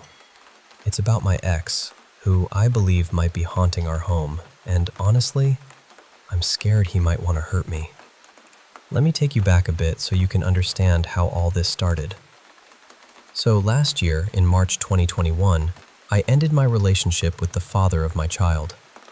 We had been together for 6 long years, not married but deeply connected, and our little boy was just 2 years old when we split. It was hard, but we tried to move on. However, a few months later, in October, he tragically took his own life. That loss hit me like a tidal wave. After that, strange things started happening in the apartment where we used to live together. I would catch my son talking to the wall, and sometimes, late at night, I thought I saw a shadow or a figure in my room. One night, I decided to try something. I turned on a spirit box, hoping maybe I could hear something, anything. To my shock, a voice came through, clear as day, saying, "Hey, little one," in his voice. I didn't hear it myself at the moment, but my new boyfriend was recording nearby and caught it all on video. Feeling unsettled, I moved us out of that apartment and into a bigger place in September this year, wanting a 2-bedroom for my son, my boyfriend, and me. But the strange occurrences didn't stop. One evening, I was listening through the baby monitor when I heard a soft voice say, "Hey." It was so faint but unmistakable. Another time, my boyfriend and I were fixing something in the closet when suddenly we heard the jingling of keys, but no keys anywhere to be found. My son has woken up crying a few times, pointing at the bedroom door. Next to that door, I keep a small bookshelf with a photo of my son and his father, along with a lock of their hair sealed in resin, and a necklace that holds some of his ashes. Sometimes at night, we think we see a head peeking out from behind the wall in our bedroom, and I swear, I always feel like someone's watching me, even when I'm completely alone. Even our cat acts strange.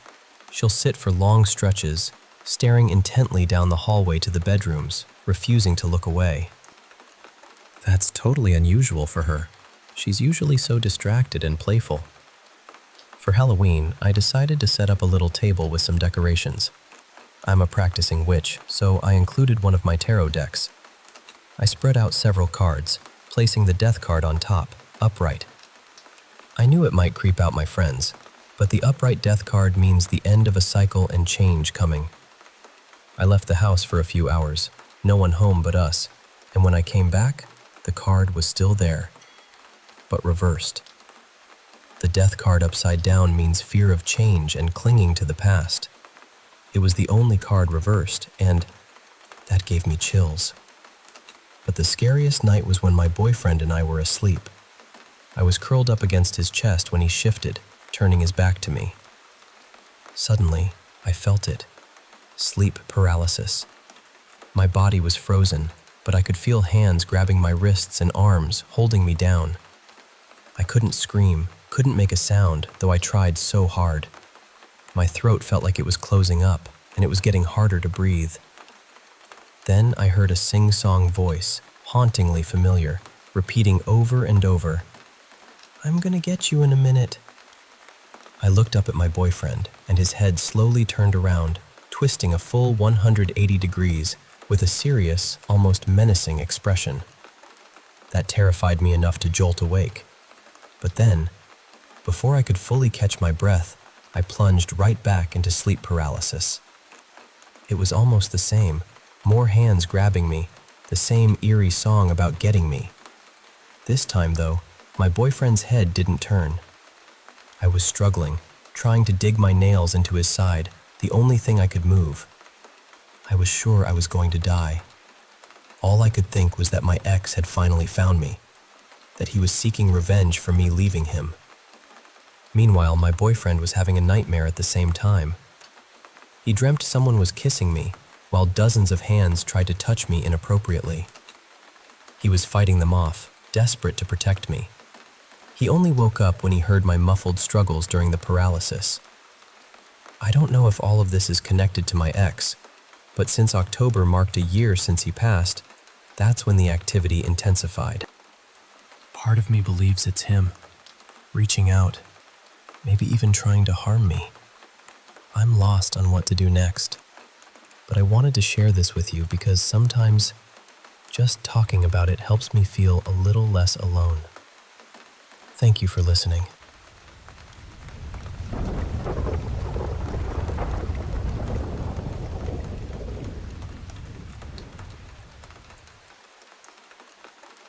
So this happened during a long weekend trip my best friend Mara and I took to Thornton, New Hampshire in July of 2026. The trip was meant to celebrate her third sober anniversary. We wanted something quiet and low-key, so we booked this adorable little cabin in the woods. Our entire plan was to disappear for a few days, read books, play The Sims, eat snacks, and do absolutely nothing productive. Honestly, when we arrived, it seemed perfect. The cabin was private, peaceful, and surrounded by trees. It felt like exactly the kind of place where you could shut out the rest of the world.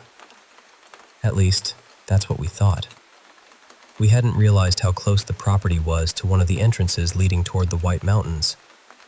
We also knew nothing about the unsettling stories connected to the surrounding forest or the nearby Mad River. Had we known any of that beforehand, I don't think either of us would have booked the place. As soon as we got inside, we picked our beds and unpacked. The cabin had an open loft layout. From the upstairs sleeping area, you could look down into the living room below. In the center of the living room was this huge wooden front door with a large glass window built into it. Directly above the door, level with the loft, was another tall window. That upper window faced my bed. Both windows looked straight toward the tree line, and they were the only windows in the entire cabin without curtains. That bothered me almost immediately. It wasn't enough to ruin the mood, but I remember looking at that dark glass and thinking that anyone, or anything, standing outside could see directly into the cabin. That afternoon, we went outside to check out the fire pit. I took a bunch of photos and short videos of the cabin and the woods around us. The hosts sold bundles of firewood, but Mara loves gathering natural materials, so she walked over to the edge of the property and collected some fallen branches instead. I thought she looked completely in her element, carrying this ridiculous armful of sticks, so I took several pictures of her. Those photos became important later. Beside the tree line was a narrow dirt driveway leading to another rental farther into the woods. That cabin appeared to be empty during our stay. The area immediately around our place had been cleared, so the yard felt wide and exposed. Beyond that open space, though, the forest became thick, shadowy, and strangely difficult to see through. Later that evening, I drove to a grocery store about half an hour away. When I returned, there was a large toad sitting directly in front of the cabin door. It wasn't there when I left. It was just sitting there, facing the glass, almost as though it were staring inside. I thought it was odd, but we were in the woods. Toads happen. We made dinner, relaxed for a while, and eventually went back outside with dessert. When we opened the door, the toad was still in the exact same place, facing the exact same direction. I gently moved it toward the side of the cabin so neither of us would accidentally step on it. Then we sat by the fire pit, eating and talking while facing the woods. At some point, in the middle of our conversation, I realized something. The forest was completely silent. There were no crickets, no insects, no rustling leaves, nothing calling in the distance. It was summer, yet the woods sounded empty. I remember saying, "It's way too quiet out here. I really don't like that." We kept talking, but after I said it, Mara started watching the tree line. I was halfway through a sentence when she suddenly interrupted me. Her voice was sharp and urgent. She said, "There's something tan moving behind those trees." We both immediately said, "Nope." We jumped out of our chairs, grabbed our things, and hurried inside. Of course, the rational explanation was that it had been an animal. A deer, maybe. A bear. Something completely normal. We were spooked, but we laughed it off and continued our night. When I went upstairs to sleep, though, I couldn't stop looking at that uncovered window across from my bed. The darkness outside felt pressed right up against the glass. I told myself I was being dramatic. I reminded myself that we were safe. The doors were locked, and the thing Mara saw had probably been wildlife. Eventually, I fell asleep. The following morning, Mara woke up before me and went outside to read by the fire pit. I stayed upstairs to get dressed. While I was changing, I suddenly felt this strong urge to look through the window facing the woods. I don't know why. There wasn't a sound or movement that caught my attention. I simply looked up. That was when I saw it. Between two trees, just beyond the cleared part of the property, there was a white humanoid figure. It appeared to be facing Mara, and because of the angle, it also seemed to be facing me through the window. It was so bright and pale that it stood out sharply against the dark trees behind it. At first, I shook my head and told myself my eyes were playing tricks on me. Maybe it was a dead tree. Maybe it was a pale patch of bark catching the sunlight. I continued getting dressed, but I kept glancing back. The figure was still there. Once I was finished, I leaned over the loft railing and stared at it. The longer I looked, the more uneasy I became. This was the middle of the day. The sun was out, I could see the yard clearly. The best way I can describe the figure is that it looked like an extremely tall person wearing a bulky spacesuit. It had to be at least 10 feet tall, possibly taller. Its head was wide and rounded, almost like a helmet. There was no visible neck. The head seemed to connect directly to broad shoulders. I could make out 2 arms and 2 long legs, but there were no other details. No clothing, no facial features, no shadows where eyes or a mouth should have been. Just a tall, white shape standing completely still between the trees. I still wasn't ready to believe what I was seeing, so I went downstairs and looked through the window in the front door. It was still there. The angle had changed, but the figure hadn't. It hadn't moved at all. My immediate thought was that I needed to get closer. I wanted to figure out what it was, take a picture, and tell Mara to come inside. Maybe the daylight made me feel braver than I should have. I grabbed my phone, opened the front door, and stepped outside. The moment I crossed the doorway, I forgot why I had gone out there. Completely. I stood on the porch, feeling confused. I even went back inside for a moment and asked myself, was I supposed to grab something? I couldn't remember. So I went back outside, sat beside Mara, and spent the rest of the afternoon reading and talking with her. The strangest part is that I didn't think about the figure again. Not once. It was as though the entire memory had been removed from my mind. That evening, we went inside before dark. Mara sat on the couch reading while I played The Sims. I was changing one of my character's outfits when I scrolled past something resembling a white astronaut suit. The memory hit me all at once. I sat upright so quickly that I nearly dropped my laptop. Then I told Mara everything. I told her about the figure, how long I had watched it, how I had gone downstairs to see it from another window, and how I had planned to go outside and warn her. I also told her how I had forgotten the entire thing the moment I stepped through the door. That frightened me more than the figure itself. I'm not someone who easily forgets things, especially when I feel threatened. If anything, I become hyper-aware. The idea that I could see something so alarming, form a plan, walk outside, and then lose the memory entirely made both of us feel deeply unsettled. I barely slept that night. Every time I opened my eyes, that uncovered window was right there. We were supposed to stay one more night, but the next morning we decided to leave early. The weather had also started behaving strangely. The forecast called for clear skies, but the conditions kept changing without warning. One moment, sunlight covered the yard. A few minutes later, everything would disappear beneath thick gray fog and heavy clouds. It felt as though the entire atmosphere of the property had changed. As we drove out, we looked toward the section of woods where Mara had seen the tan movement and where I had seen the white figure.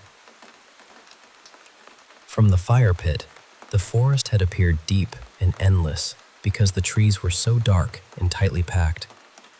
From the driveway, however, we could suddenly see that the wooded area was surprisingly narrow.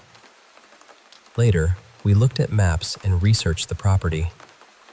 That thin strip of forest was the only thing separating the cabin from an old cemetery dating back to the 19th century. When we got home, I started going through the photos from our first afternoon. I zoomed in on the pictures of Mara collecting branches near the tree line. In more than one image, there appeared to be dark shapes among the trees. They didn't resemble the tan movement Mara had described. They also looked nothing like the white figure I had seen. These shapes looked darker, lower to the ground, and almost distorted. What made it worse was that we had taken other photos of the same areas later that day. In those pictures, the shapes were gone. Whatever appeared in the earlier photographs had changed position or moved away. I still don't know what happened during that trip. Was the toad sitting at the door connected somehow? Or was it simply a toad? What did Mara see moving behind the tree line that first night? What was the tall white figure watching us in broad daylight? And why did I forget about it the instant I stepped outside? I also have no explanation for the shapes in the photographs. Maybe every part of the experience has an ordinary explanation. I genuinely hope it does. But I know what I saw through that window. I know how it felt when the memory suddenly returned. And I know neither of us will ever stay near those woods again.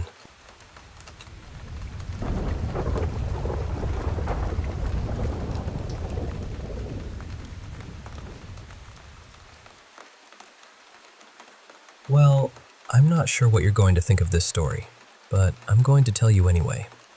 Just hear me out. This happened years ago when my husband and I were still dating. We were living in a small apartment and our mattress was directly on the floor. It was late at night, but we had a couple of soft amber lamps glowing, so the room wasn't completely dark. I always kept a Bible beside the bed. My faith is deeply important to me. And that detail matters because everything happened so quickly. I lay down with my back facing my boyfriend, and almost immediately, I felt my pillow rise beneath my head. Not shift, not bunch up. It lifted as though someone had slipped a firm arm underneath it. And I could feel the shape clearly. It was solid. For the first few seconds, I assumed it was my boyfriend trying to pull me closer. But the longer I lay there, the more uneasy I became. Something about it simply didn't feel right. So I turned around, expecting to find him reaching toward me. His entire body was facing the opposite direction. Both of his arms were tucked near his chest. Whatever was beneath my pillow was not him. The atmosphere in the room changed instantly. Everything felt heavy and strangely still.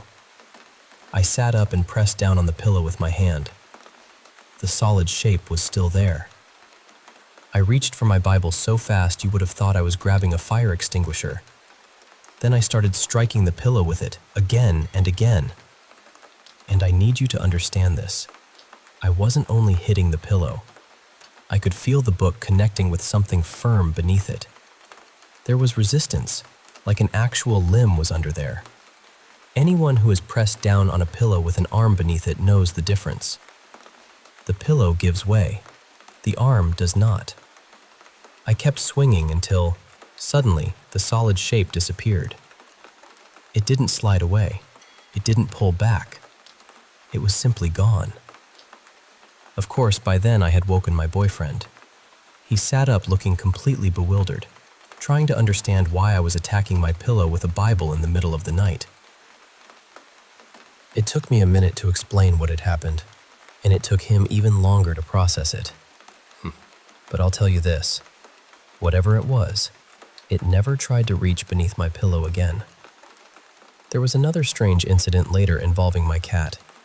He was sitting high on his tower, staring at an empty corner and batting at something I couldn't see. I firmly told him to get down, and thankfully, my stubborn little goblin listened. I mixed some Dead Sea salt with water, prayed over it, and sprinkled it around that part of the room. The activity stopped immediately. I know how unusual all of this sounds, but I still remember the weight beneath that pillow, the resistance when I struck it, and the terrible certainty that no human arm was there. Some sensations stay with you. That one certainly did.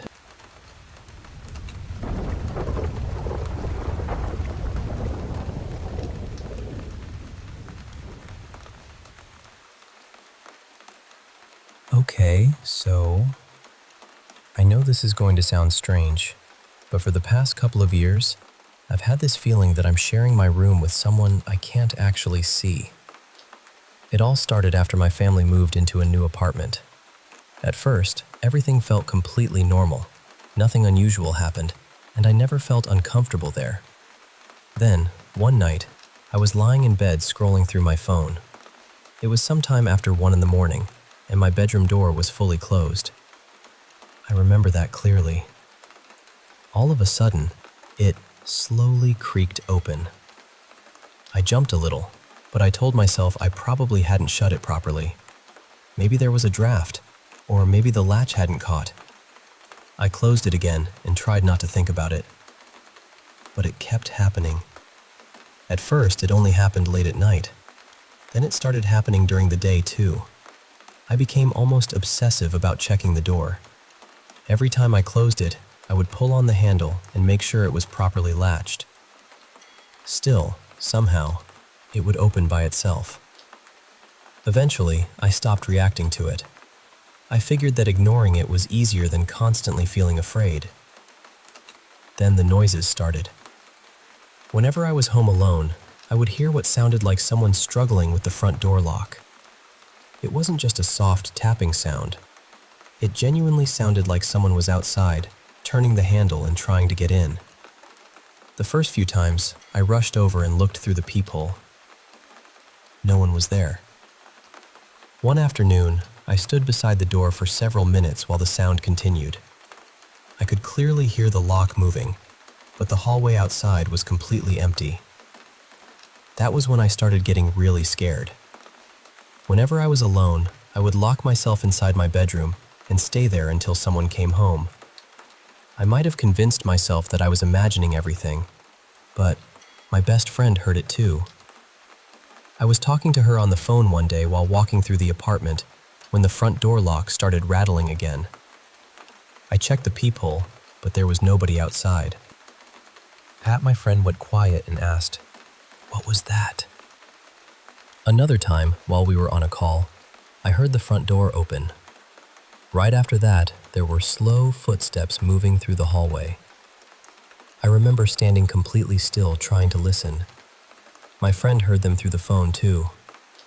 I searched the entire apartment, but there was no one there. The front door was still locked and nothing had been disturbed.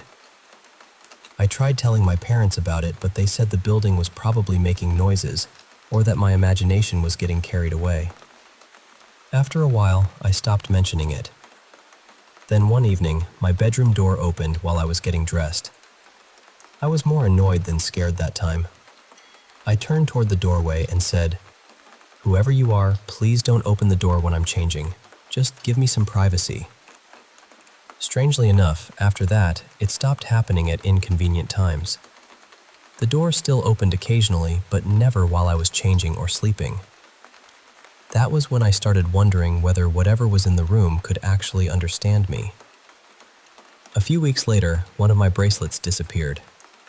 I knew exactly where I had left it, on the corner of my desk beside a small lamp. I searched the drawers, the floor, my bags, and even underneath the bed. It was nowhere. Out of frustration, I finally said, "Please give it back. I really don't want to play this game today." That night, I found the bracelet underneath my pillow. I had changed the pillowcase earlier that day. There was no way it had been there the entire time. After that, it became a pattern. Small things would disappear, I would ask for them back, and later they would turn up in places I had already checked. It felt less frightening after a while, almost like someone was teasing me. But there were also moments when it seemed genuinely kind. One night, I was sitting on the floor beside my bed, crying over something I was deeply worried about. Suddenly, I heard 3 soft knocks coming from the wall behind me. I live in an apartment, so at first I assumed it was one of the neighbors. But it was very late, and the building was completely quiet. The strange part was that the knocking only happened while I was crying. Whenever I managed to calm down, it stopped. When I started crying again, the soft knocking returned. More recently, I went through a painful breakup. For weeks, I barely slept, and I spent a lot of nights crying alone in my room. During one especially bad moment, I felt something gently brush across my back. It felt like a hand trying to comfort me. I froze, but I wasn't afraid. Almost immediately, the heaviness in my chest faded. It didn't disappear completely, but for a little while, I felt calm. A few nights later, I had a dream where someone sat beside me and softly patted my shoulder. When I woke up, I still had the strange feeling that I wasn't alone. So yes, I believe there is something else living in my room. Most of the activity happens there, except for the sounds near the front door. Whatever it is, I don't think it wants to hurt me. It hides my things, opens doors, and occasionally scares me, but it also seems to listen when I set boundaries. And when I'm at my lowest, it somehow knows. Maybe calling it a roommate sounds ridiculous, but honestly, that's what it feels like. A quiet, invisible roommate who likes playing little tricks on me, but never lets me feel completely alone.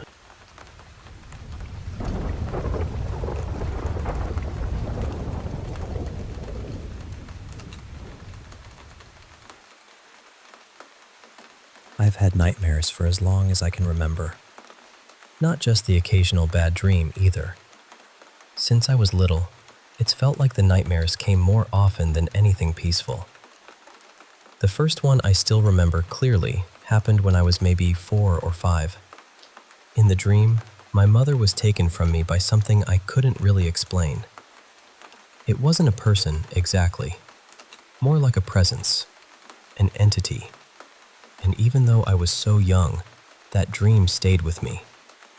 As I got older, the nightmares kept coming, but some of them didn't feel like normal dreams. Some felt almost like I was watching something that had already happened somewhere else, in another time, another country, maybe even another version of reality. I know that sounds strange. I know how it sounds when I say it out loud. But the people in those dreams never felt like characters my mind had invented. They felt real. There was something in their faces, especially their eyes, that made them feel separate from me. Like they had their own lives, their own pain, their own history. One dream, for example, felt like it took place sometime in the 1800s, during British rule in what seemed to be Malaysia. At the time, I didn't even know much about that history, which made it feel even stranger when I woke up. In the dream, I was watching a young woman named Amara. I wasn't exactly her, but I could feel what she felt. It was like I was both outside of her and inside her at the same time. She lived with a cruel father who hurt her, and eventually she ran away deep into the forest. Over time, she became feared by the people around her, almost like they believed she had turned into a witch. Later, when her father found her and tried to hurt her again, she killed him. The dream ended with her living alone in a small shelter near the trees, while his body was left behind inside, slowly decomposing. I woke up carrying her grief and fear in my chest. It didn't fade right away. Sometimes after dreams like that, I cry for hours. Sometimes the feeling follows me for the whole day. I've had other dreams like that too, set in different places and different periods of history. I don't always understand them, but they feel heavy, too detailed, too emotional. Like I've accidentally opened a door into someone else's sorrow. Then there was the house I used to live in.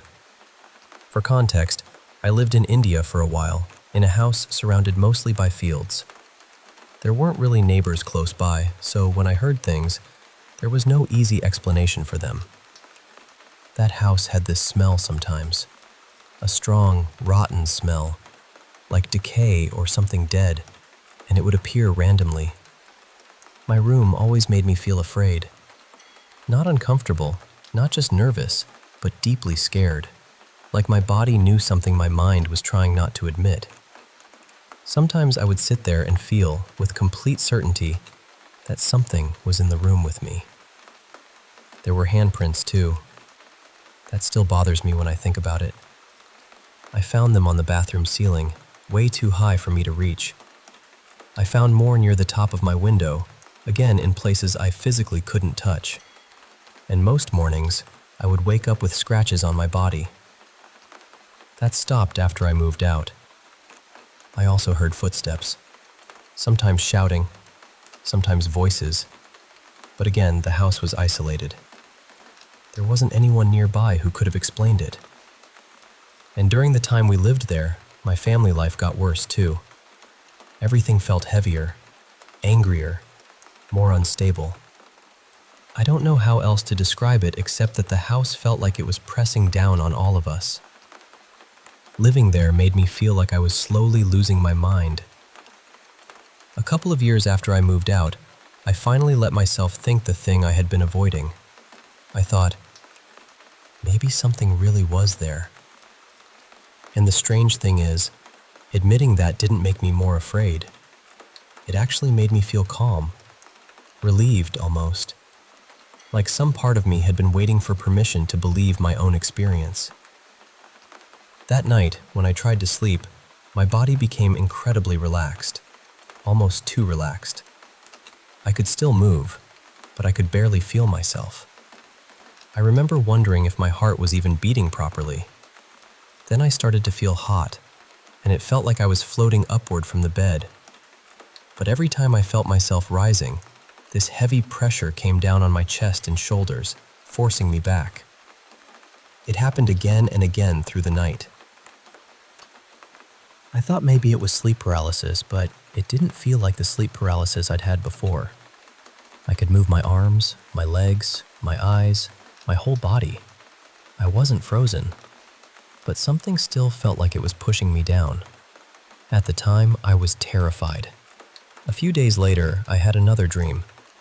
I was floating somewhere that looked like the ocean and outer space had somehow become the same place. There were stars everywhere and fish moving around me as if they belonged there. Nearby, there was a tunnel. I knew immediately that I shouldn't go into it. Then I had this feeling that my little brother had gone inside and that I needed to go after him. I was about to enter when a man appeared. I don't know who he was, but his presence was peaceful, protective. He told me not to go, and I listened. When I woke up, I kept thinking about that pressure from the night before. At first, I had thought it was something bad, something trying to hurt me. But after that dream, I wondered if maybe it had been stopping me from going somewhere I wasn't supposed to go. I'm not saying I know what any of this means. I really don't. Maybe there are explanations I haven't found yet. Maybe some things are just strange and hard to place. But I needed to put this into words. I needed to say it somewhere and ask if anyone else has ever experienced anything even remotely similar.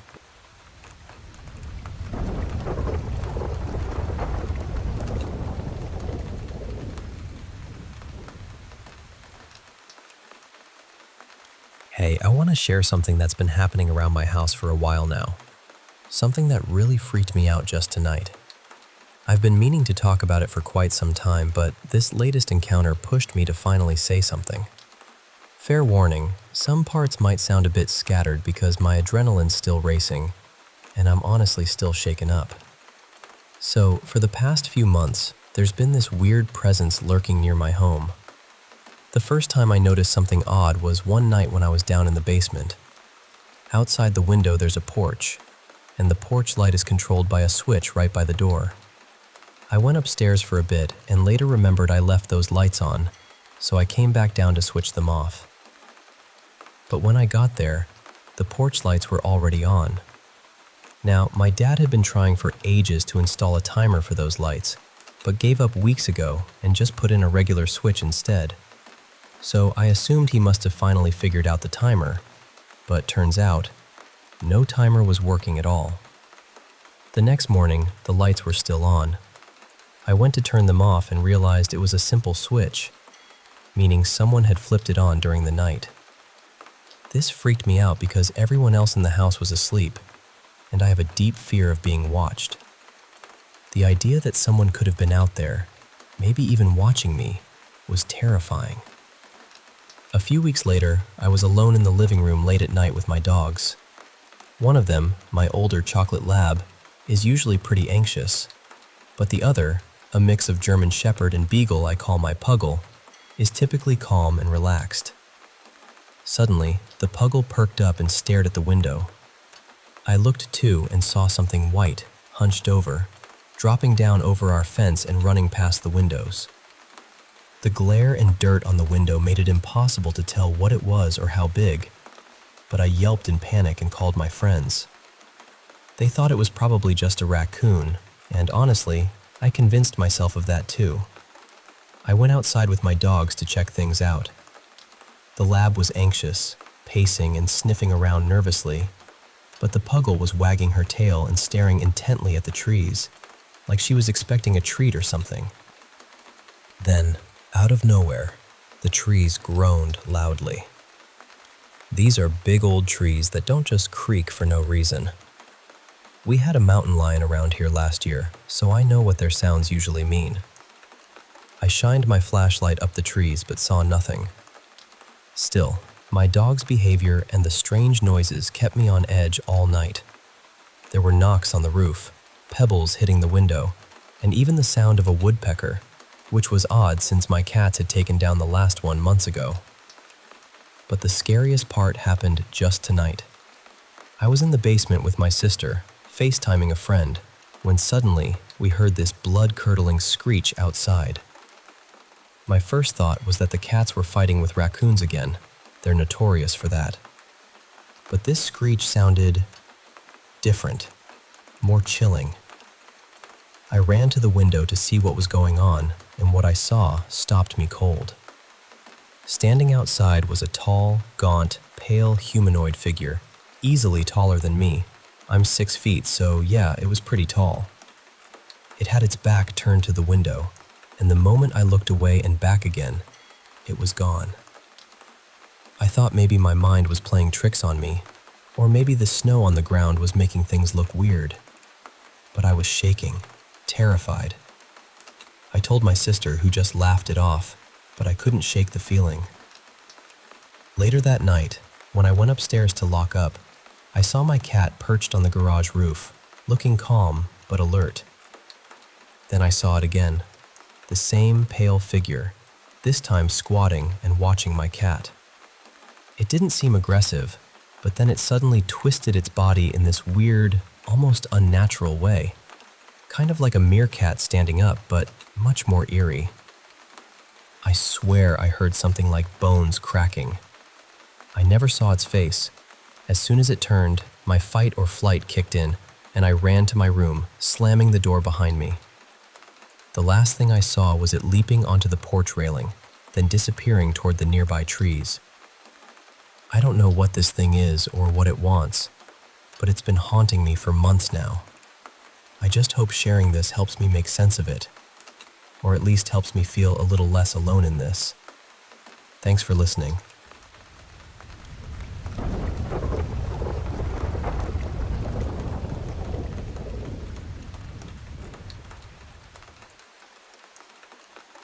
I still think about that night sometimes, because nothing about it felt important at first. It was just a normal Saturday evening, the kind where you go out to eat with your family, talk about nothing in particular, laugh a little too loudly, and then forget most of it by the next morning. We had dinner at this small restaurant near our neighborhood. It was cozy inside, warm and noisy in that comfortable way restaurants get when every table has its own little world happening. After we finished eating, we paid the bill and stepped outside. The air had turned cool, and the parking lot was glowing under those yellowish lights that make everything feel a little softer than it really is. As we were walking toward our car, we ran into a group of people near the entrance, and right away, I recognized two of them. They were my volleyball teammates, Leah and Lena. They're sisters, and they were there with their family. Their mom was there, their uncle was there, and a few other relatives were standing around too. The second our parents noticed each other, that was it. They started talking like they had planned the whole thing, laughing, asking questions, catching up, doing that loud parent conversation where everyone somehow talks at the same time and still understands each other. I went straight over to Leah and Lena. We started joking about practice, talking about our last game, and laughing about some drama on the team. It felt completely normal. But while we were talking, I noticed a man standing a little behind them. He was tall, bald, and wearing a simple dark jacket. I didn't recognize him at all. He wasn't joining the conversation, but he wasn't acting distant either. He just stood there quietly, smiling. And it was the strangest smile. Not creepy, not uncomfortable, just gentle, but confused. Like he was happy to be there, even though part of him didn't fully understand why he was there. His eyes moved from the girls to their family, then over to our parents, then back again.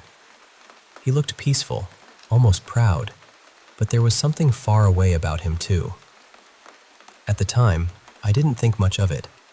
I figured he was probably a cousin, or an old family friend, or maybe someone from their neighborhood who had come with them. You know how family gatherings are. There's always someone you don't know standing around. So I let it go. After a few minutes, we all said goodbye. Leah and Lena waved at me. Our parents finished their final round of, "Okay, we really have to go now," and we drove home. Later that night, I was in bed with the lights off, just scrolling on my phone. My room was quiet, and my screen was the only thing lighting up the walls. I wasn't looking for anything. I was just doing that half-asleep scrolling where your brain is already halfway gone. Then a video came up on my feed. It was from Lena. I almost smiled because I thought it would be something funny, maybe a volleyball clip or some random trend. But the music was slow, soft, sad. Then I started reading the words on the screen. She was posting about her father. She wrote that it had been 4 years since he passed away, and she was talking about how much she missed him, how much she wished he could still see her and her sister growing up, how she hoped he was proud of them. And then a photo appeared. It was an old picture of her dad. I swear, my whole body went cold. I stopped breathing for a second. My hand froze over my phone and I just stared at the screen in the dark. Because the man in that photo was him. The same tall, bald man from the restaurant. The same face. The same build. The same calm expression. The same quiet smile. The man I had seen standing beside Leah and Lena only a few hours earlier was their father. Their father who had been gone for 4 years. I didn't move. I didn't blink.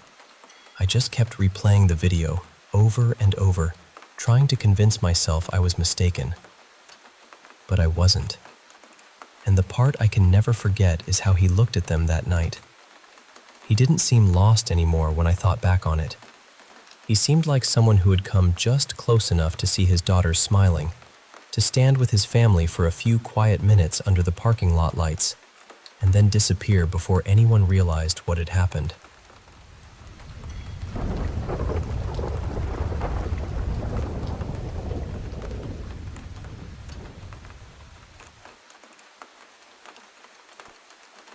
I need to tell you about Damien. For a long time, the only thing Damien remembered clearly from the night his little girl died was the smell of scorched tires and the bright, terrible crack of glass breaking around him. Everything after that came in pieces. Not the sirens, not the hospital lights, not the officer standing beside him with that careful voice telling him his daughter was gone before the ambulance ever got there. What he did remember was this. He survived. Not just survived, really. He walked away without a mark on him. No broken bones, no blood, nothing. Mira was 8 years old, tiny for her age, and somehow, in that violent second, she took the force that should have hit him. People at grief counseling told him survivor's guilt was normal. They told him shame had a way of loosening its grip with time. They told him he was among people who understood loss, and they were right. They just weren't telling him everything. Damien found the flyer tucked beneath his windshield wiper outside the hospital. He still went there once a month, even 3 years later. He would sit in the parking lot and stare at the entrance doors, the same doors they had rushed Mira through and never brought her back out of. The flyer said, "Grief Support Circle, every Thursday at 7 p.m., St. Celia Community Hall. You do not have to carry this alone." He almost threw it away. He had tried therapy before, twice, maybe 3 times depending on how you counted the sessions where he sat in silence and stared at the floor. He didn't want someone gently asking him to imagine Mira somewhere peaceful. Peace felt insulting. What he wanted was to sit in a room where people understood that some losses do not soften. They settle into you like stone. Eventually, you stop being someone who lost a person. You become someone built around the empty space they left behind. So, One cold Thursday evening in November, Damien went. There were 6 people in the room. Martin, a steady man in his 50s, said he had lost his son to a drunk driver. Petra, quiet and small, had lost her husband in a roadside accident. Lucas, only 24, had lost his mother and younger sister on the highway. There was also Diane, who had lost her father, and Calvin, who had lost his nephew. And then there was Damien. Nobody smothered him with sympathy. Nobody leaned too hard into kindness. Martin poured him bad coffee in a paper cup and said, "You don't have to speak tonight. Most people don't, at first." So Damien sat and listened. For the first time in years, grief in a room felt real to him. Not polished, not managed, not nudged toward healing. Just there. Heavy. Breathing. He came back the next Thursday, and the next. By winter, he was talking. By early spring, he even laughed once at something Calvin said, and the sound startled him so much he covered his mouth. Petra reached over and touched his sleeve. "It's allowed," she whispered. And somehow, that broke something open in him. The group became the frame holding his week together. He slept a little more. He cooked actual meals. He called his sister after more than a year of ignoring her messages. His therapist told him, "Whatever that circle is doing for you, keep going." So he did. And at first, he didn't notice the strange little things. He didn't notice how often the questions returned to the accident. How fast had he been driving? Had anyone tested his blood? Had there been charges? Had the families ever reached out? He told himself people in grief needed details, needed to measure one pain against another. He didn't notice the way Martin watched him when he thought Damien wasn't looking. He didn't notice that no new members ever came. He didn't notice that none of them had ever said how they found the group. Then one evening, Damien arrived early.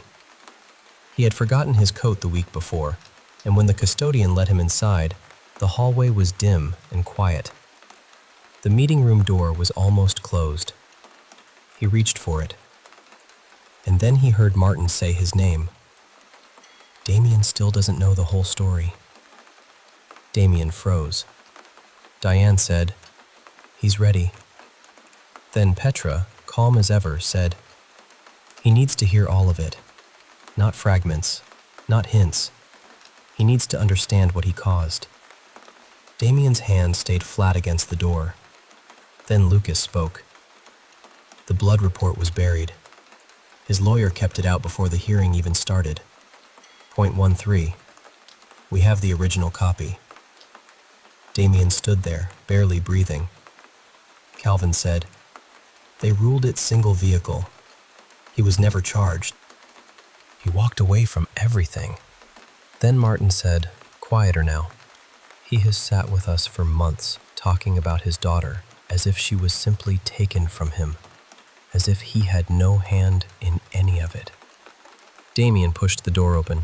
All 6 of them turned. Nobody looked shocked. That was the worst part. They looked like people who had been waiting for him to arrive at this exact moment. Damien said, "How long have you known?" Martin looked straight at him. "Before you ever walked into this room." And then Damien understood. The flyer on his windshield, the hospital parking lot, the invitation that had felt accidental. "You put it on my car," he said. Petra nodded.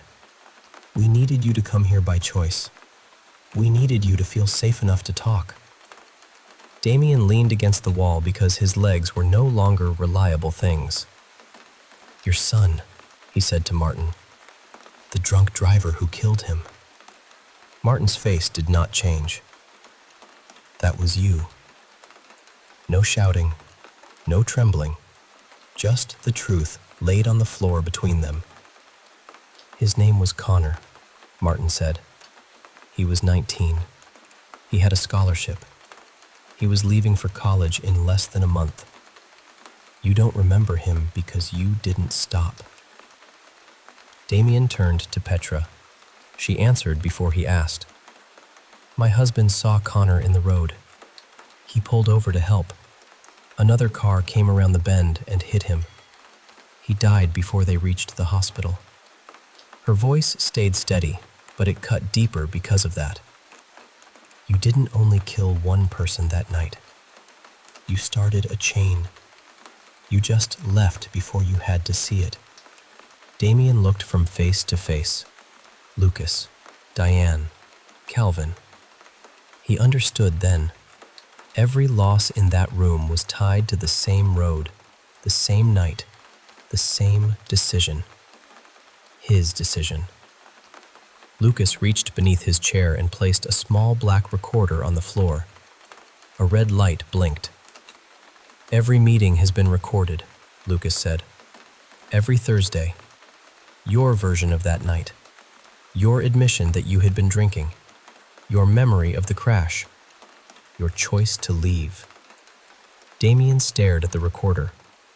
Lucas continued. Tomorrow the recordings go to journalists, attorneys, and every family connected to this room. Diane spoke gently then. We are not going to hurt you. That was never why we brought you here. Martin leaned forward, his hands folded. The law gave us nothing, he said. So we made something it couldn't erase. The truth. In your voice. With witnesses.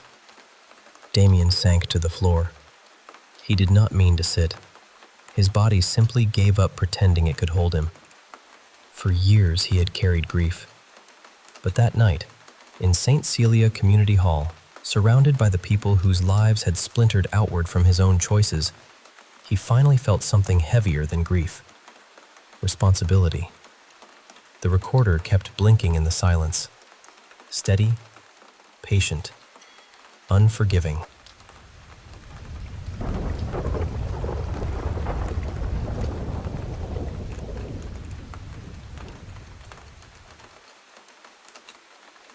You know, back in my hometown, somewhere in the heart of the Midwest, there's this little gas station that's right on a pretty busy road.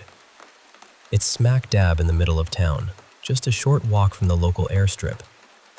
On the other side of that street, there's a hotel. It's changed owners more times than I can count, but honestly, it's had a pretty dull history since it was built. What really caught my attention is the big field right next to that hotel. It's a wide open space, with tall grass that sways high enough to hide most things. Since the hotel was built, folks staying in rooms on the side closest to the field have been telling stories. Strange noises, like scratching on window panes, or sudden gasps coming from outside. And the weirdest part? People have claimed to see apparitions out in that field. Now, I'd never heard any of this until recently, so it all felt like a local legend to me at first. My first real encounter happened at the new Casey's General Store, the gas station right across from the field. It's a spot I stop by often on my way to work, so I've seen plenty of odd things over time. The first time I noticed something unusual, I saw what looked like a short, stocky man standing about 50 feet into the field, his shoulders just poking above the tall grass. But when I looked right at him, he just disappeared. So I figured maybe it was just a kid playing a trick or something. Then, another time, I spotted 3 figures: a woman in an old-fashioned dress, a man wearing a ball cap, and another man dressed in what looked like a uniform. But again, as I waited for my gas to fill, they vanished.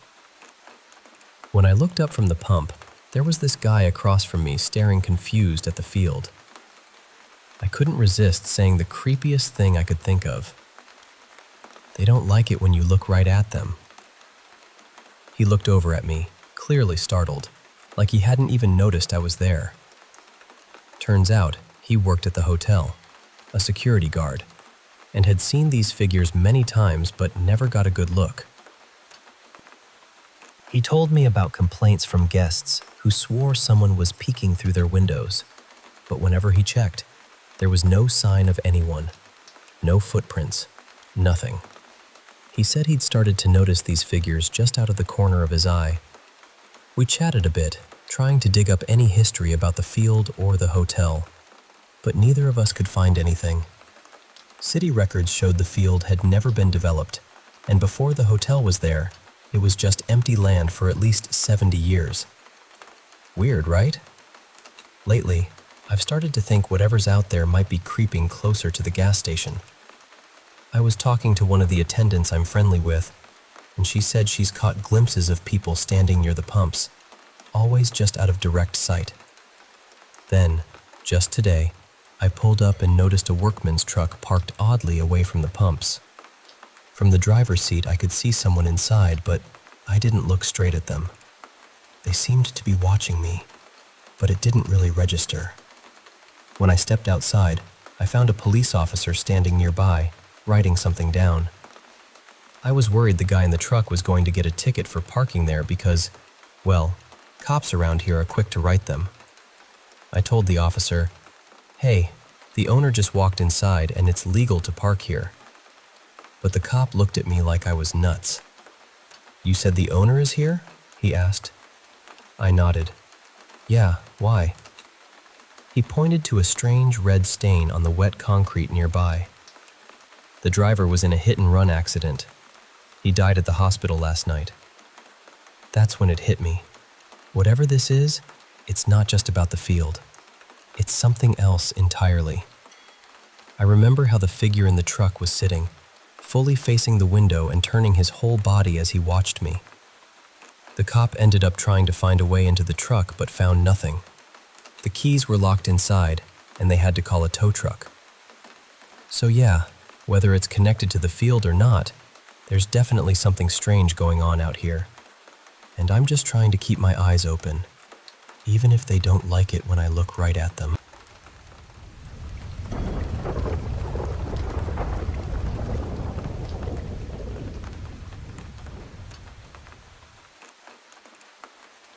I still think about this sometimes, even though it happened about 5 years ago. It was not long after my granddad passed away from COVID, and I guess I should say first that he and I were really close. He was one of the only people in my life I felt completely safe around. He had this very calm, spiritual side to him. He practiced Reiki, meditated a lot, and whenever he saw me, he would always rest his hand gently on my head for a moment. I never really asked him why. That was just something he did.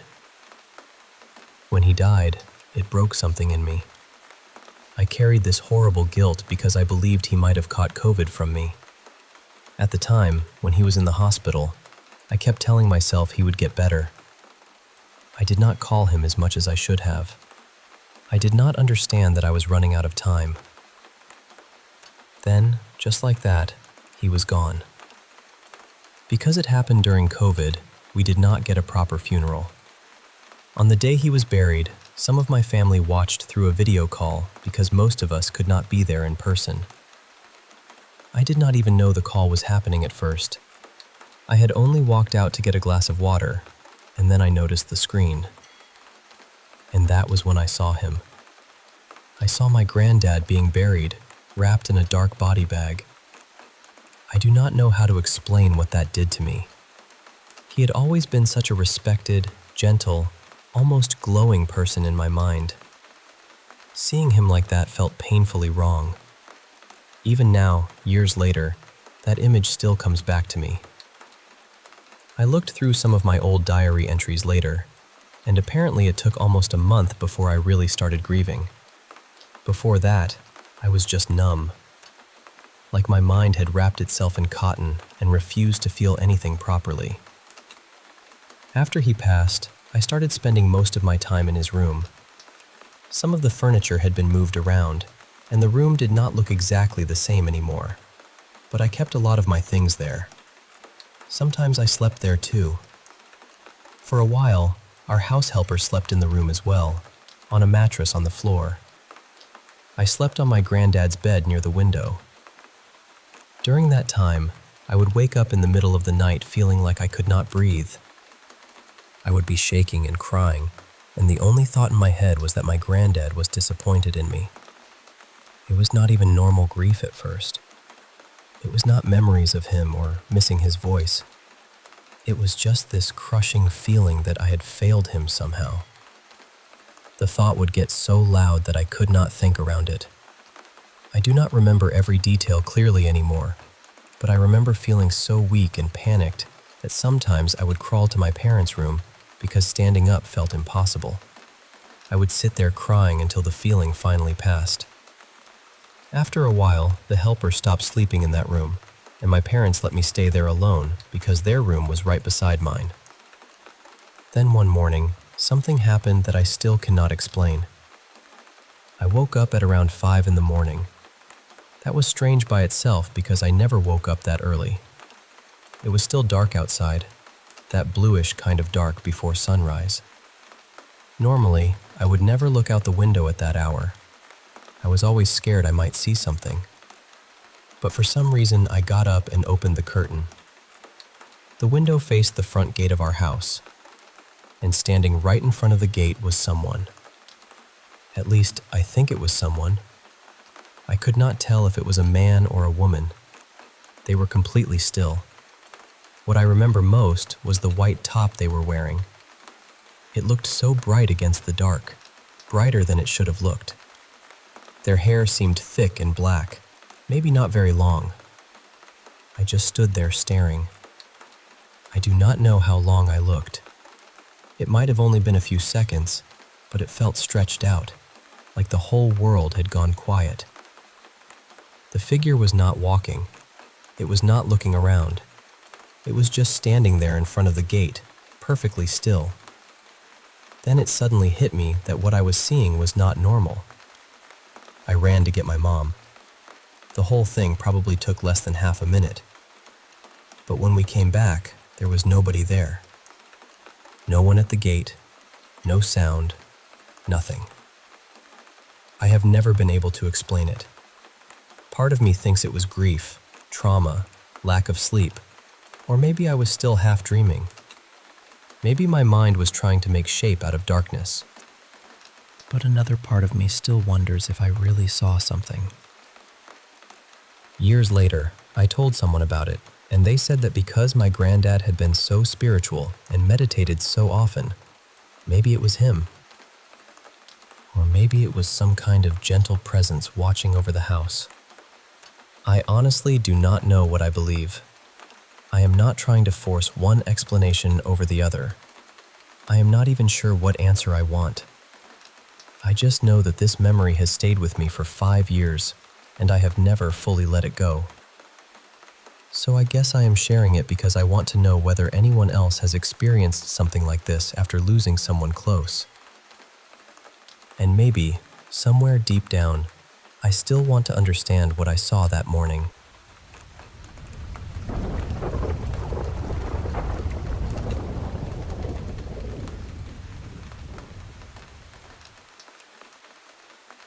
Hey, I want to share a story with you that stuck with me for a long time.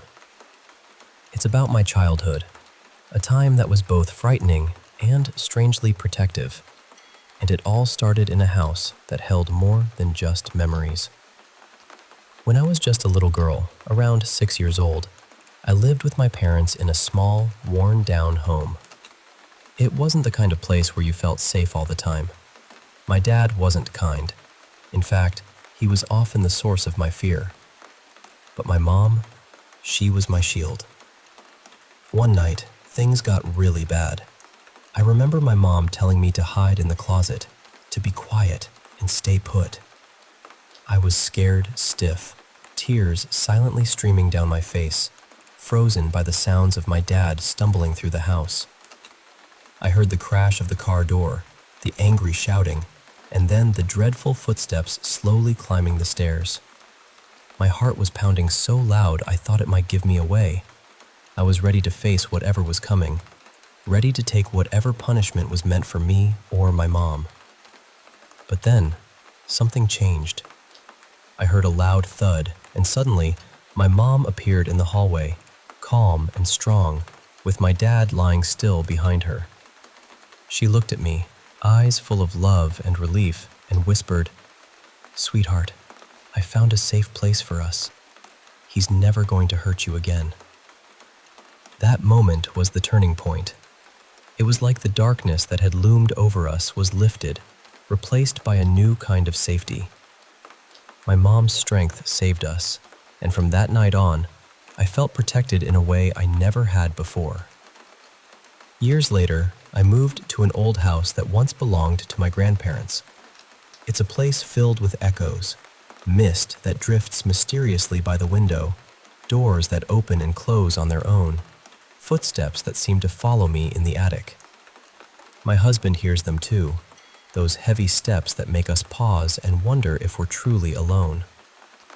Sometimes at night, we hear knocking on the windows or strange sounds from the kitchen and the spare room.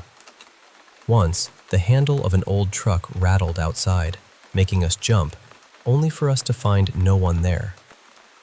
It's unsettling, sure, but it's also a reminder that some places carry the weight of those who lived before us. Then there was the time, when I was a kid, I saw something I can't forget. A shadow that wasn't just a trick of the light, but a dark, solid figure that moved in ways no human could.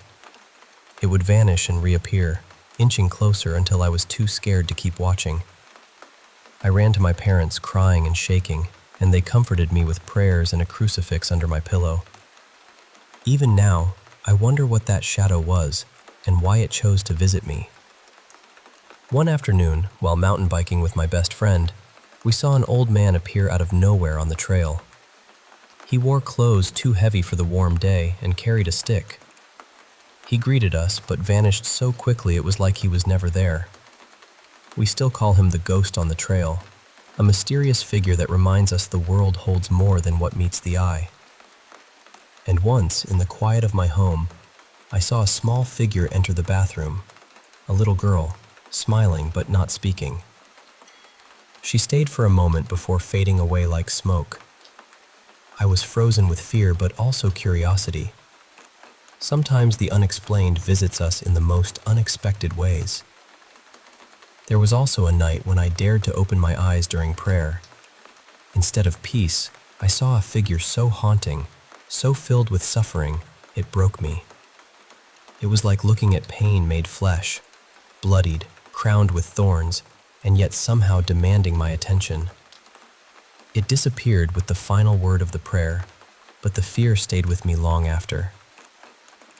My neighbor's house, after she passed, became a place of strange happenings too.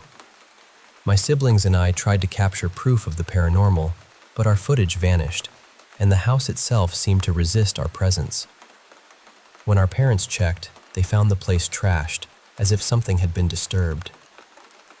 And living in the desert, I've seen things that defy explanation.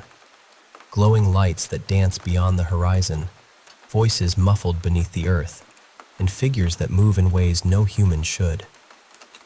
Friends have shared stories of hiding, being watched by mysterious vans, and encountering beings that belong to another world.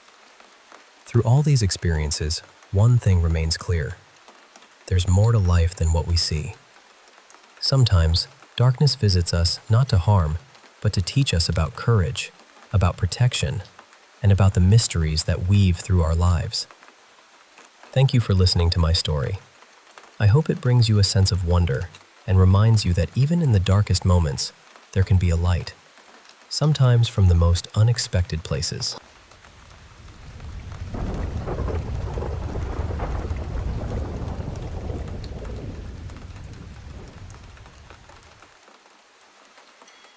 I grew up in the West Midlands, in the UK, in a little terraced house that never really felt like it belonged only to us.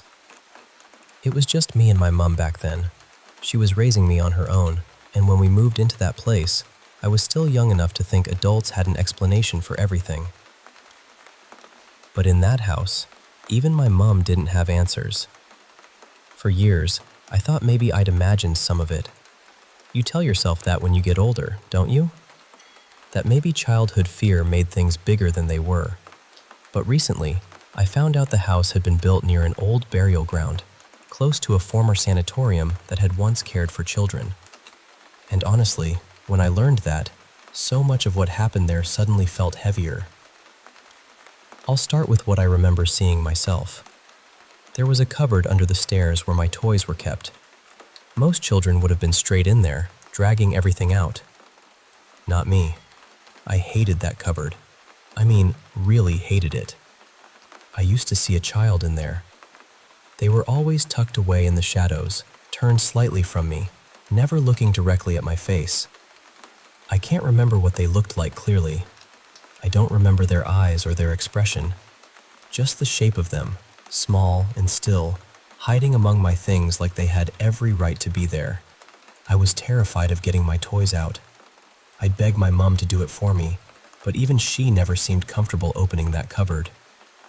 She'd try to act calm, because that's what moms do, but I could feel her hesitation. Then there were the scratching noises.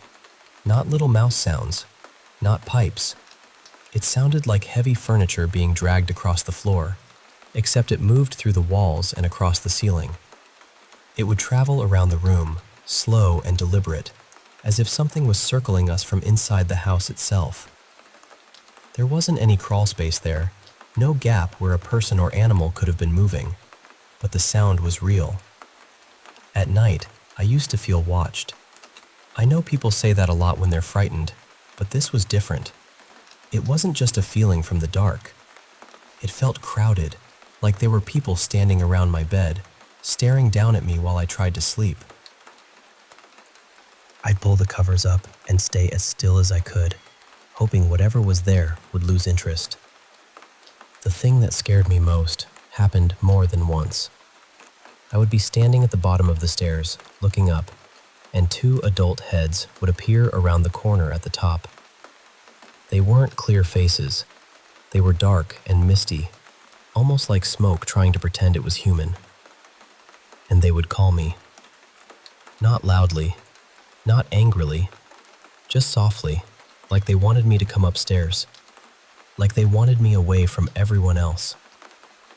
Even as a child, I knew not to go. My family saw things too. It wasn't just me. Relatives would visit or stay over with my mom, and almost everyone who spent time in that house came away unsettled. One person saw figures crawling out of the wardrobe. My mom's friend once saw a man and a woman watching her. She said the man felt furious, full of rage, and the woman beside him looked distressed, as though she was trying to claw or pull at the skin on her own face. There were decorations hanging from the ceiling that would suddenly start spinning on their own. Not swaying a little, not moving because of a draft. Spinning hard, completely out of control, and then stopping the moment someone told them to stop. My mom always said she felt something following her through the house. She'd move from one room to another and feel it behind her, close enough that she didn't want to turn around. My battery-powered toys would come on by themselves, too. They'd start making noise in an empty room, then stop as soon as someone walked in, as if they'd been caught. At one point, my mom had a priest and a medium come to the house to bless it and see what was going on. The medium told her there was a man there who was full of hatred, and a woman who wasn't evil, but deeply unhappy. That was the way it was described. The worst thing, though, happened in the middle of the night. My mom got a phone call from an unknown number at around 4 in the morning. She said the voice on the other end didn't sound male or female. It barely sounded human at first. It was wet and broken, like gurgling and cracking. Then it asked how her child was. After that, the sound went back to that horrible gurgling, and the call ended. My mom tried to call the number back, but couldn't. Something in her panicked, and she ran straight to my room. She found me tangled in my quilt, struggling to breathe. The medium had also said there were good spirits in the house, trying to hold back whatever was bad there. I don't know what to believe about that, but I do know it never felt like there was only one thing in that house. It felt layered. Some of it sad, some of it angry, some of it watching. We eventually left and moved in with my grandparents because it became too much. Too many things had happened. Too many people had seen or felt something. This was around 2003 in the Gornal area. Since then, from what I've heard, that house has been on the market again and again. The medium had said the spirits were moving between the buildings because it was a terraced row, almost like the whole place was connected underneath the surface. I don't know exactly what it all means. I just know that house never felt empty.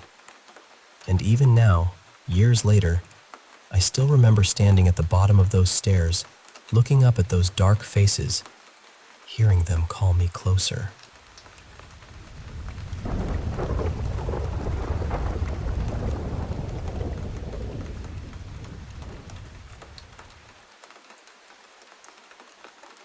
I know this is going to sound strange, and honestly, part of me still feels awkward telling it.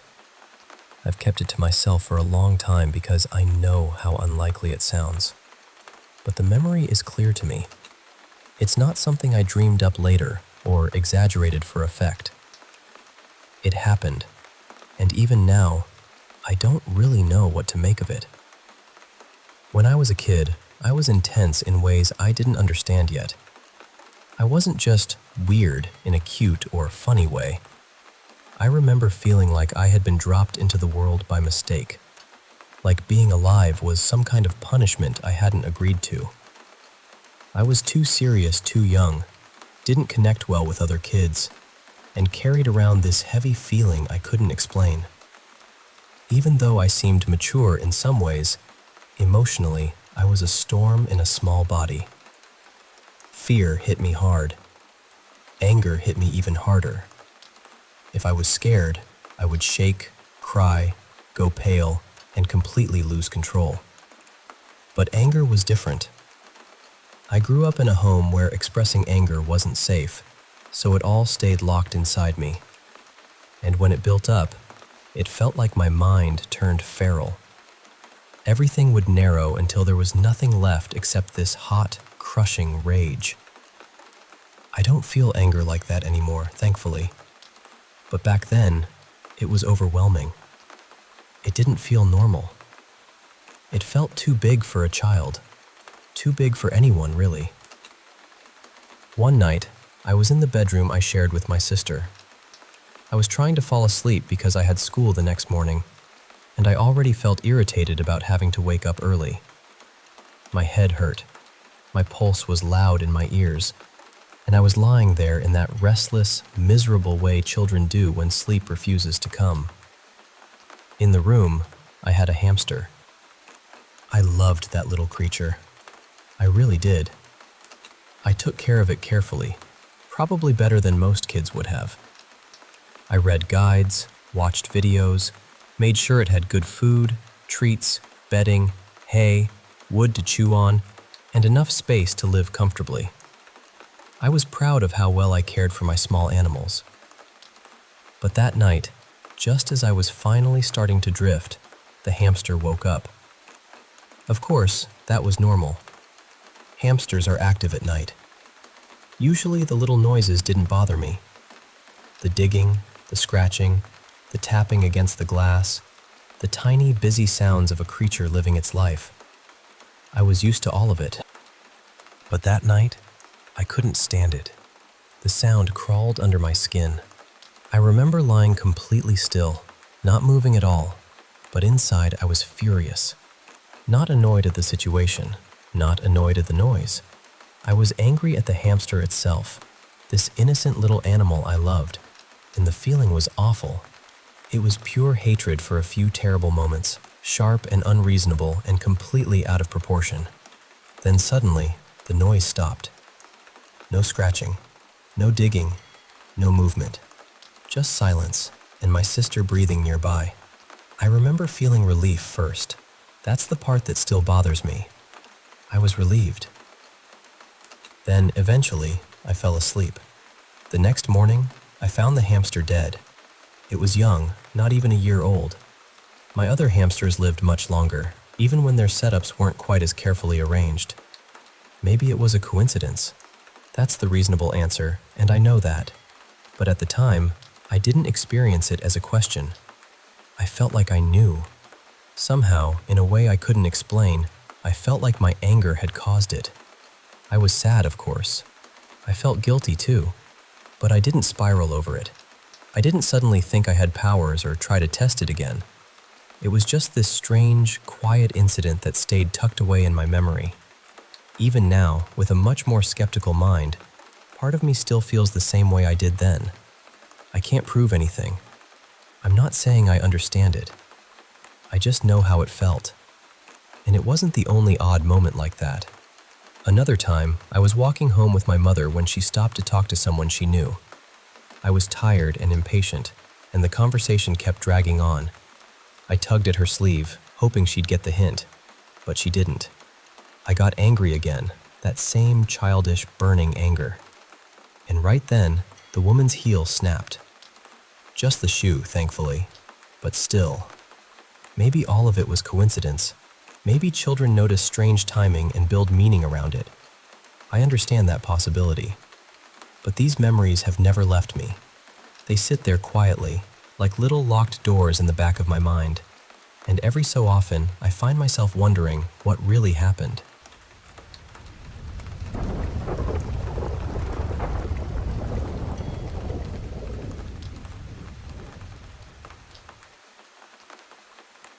Hey, I want to tell you about the time I bought my very first home back in 2004. I was beyond excited, absolutely thrilled to start this new chapter.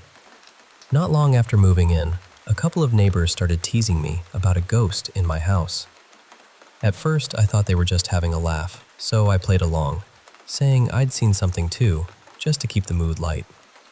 But as summer rolled on, I kept meeting more neighbors and, strangely enough, the same ghost story kept coming up.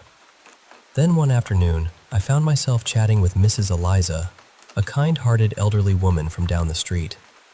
I asked her straight up if there was any truth to the stories because, honestly, I needed to know. She didn't seem like the type to mess with me, and she shared the tale of the previous owner who bought the place but never actually lived there.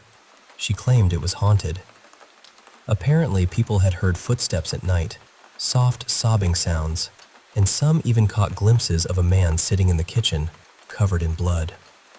One neighbor who helped with renovations swore that while hanging drywall, he felt something gently tug at his dreadlocks. I've had my own brush with the paranormal before, years ago, but I'd mostly written it off as night terrors by then. One day, I popped into a small neighborhood video rental store to grab a movie. While filling out their usual form with my details and credit card, the owner suddenly looked up and said, "Oh my goodness, you live in that house." I was curious and asked her what she meant. She explained that her former employee had died there, by suicide. She rushed over when she heard but found the place taped off by the police as a crime scene. This man had just moved in with his partner and had called his mom, wanting her to meet the person he loved and to come out to her. It was the early 90s, a time when coming out was still incredibly difficult. His mother already knew and disowned him over the phone. That same week, he received a letter from an HIV testing center confirming he was HIV positive, a diagnosis that felt like a death sentence back then. One evening, he sat in the kitchen, ate a bowl of cereal, and, tragically, took his own life. Since then, the video store owner has had her own eerie encounters, videos flying off shelves, even levitating at times. For me, the experiences have been subtler. Footsteps in the night, the sound of cereal pouring into a bowl, and I don't even eat cereal, and quiet sobbing from the kitchen. I'd often wake up hearing these sounds. My grandmother used to say, "When the dead come to you, they want something. Perform an act of charity in their name and pray for them." So I decided to do just that. One night, I lit a candle at the kitchen table and told him that every night I'd say a novena prayer for his soul. On the 9th night of the novena to St. Anthony, the patron saint of lost souls, I heard uncontrollable sobbing. I felt this deep presence of grief and despair, and the sound of someone struggling to breathe. But instead of fear, I felt a deep connection, a quiet intimacy and compassion that he needed. For 45 days, I prayed that novena with a candle lit, and I had a mass said in his name. Occasionally, I'd wake up sensing him standing over my bed, but it never felt harmful. These moments still happen now and then, though less often. It's a strange, bittersweet connection, a reminder that sometimes the spirits just want to be seen and remembered.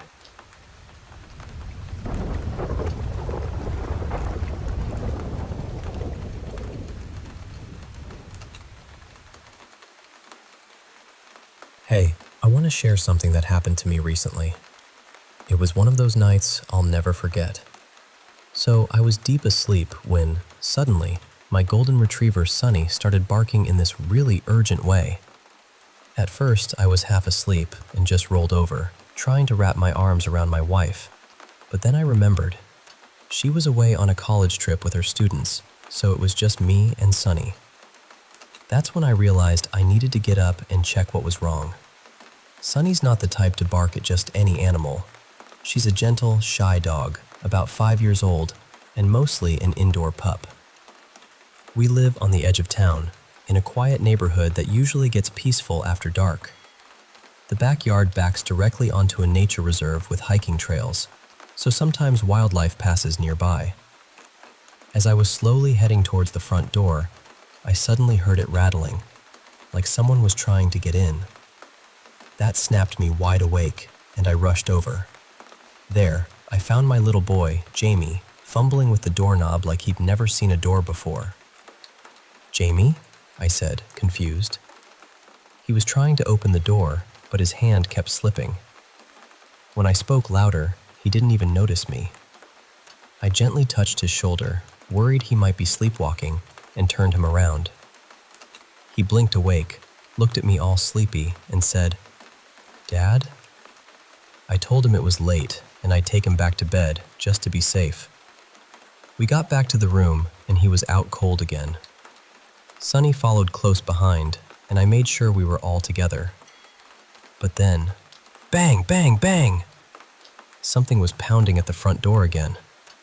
I looked over to Jame, but he wasn't in bed. The door to our room was open, and Sunny was up, growling and confused. I ran to the front door and saw Jame trying to force it open, kicking and clawing at the frame. "Jame, what are you doing?" I asked, my voice shaking. He started mumbling about something. It needs to get in. But I couldn't make sense of it.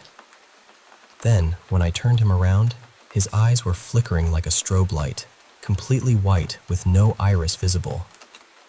I was terrified but snapped out of it, scooped him up, and calmed him down until he cried himself to sleep. I chalked it up to missing his mom and maybe having a nightmare. But when I went to check the back door, I found it open, the curtain fluttering in the breeze. Sunny started growling fiercely, so I grabbed a fireplace poker and cautiously approached. I flipped on the backyard light and pulled the curtain aside. There was nothing. The growling stopped immediately.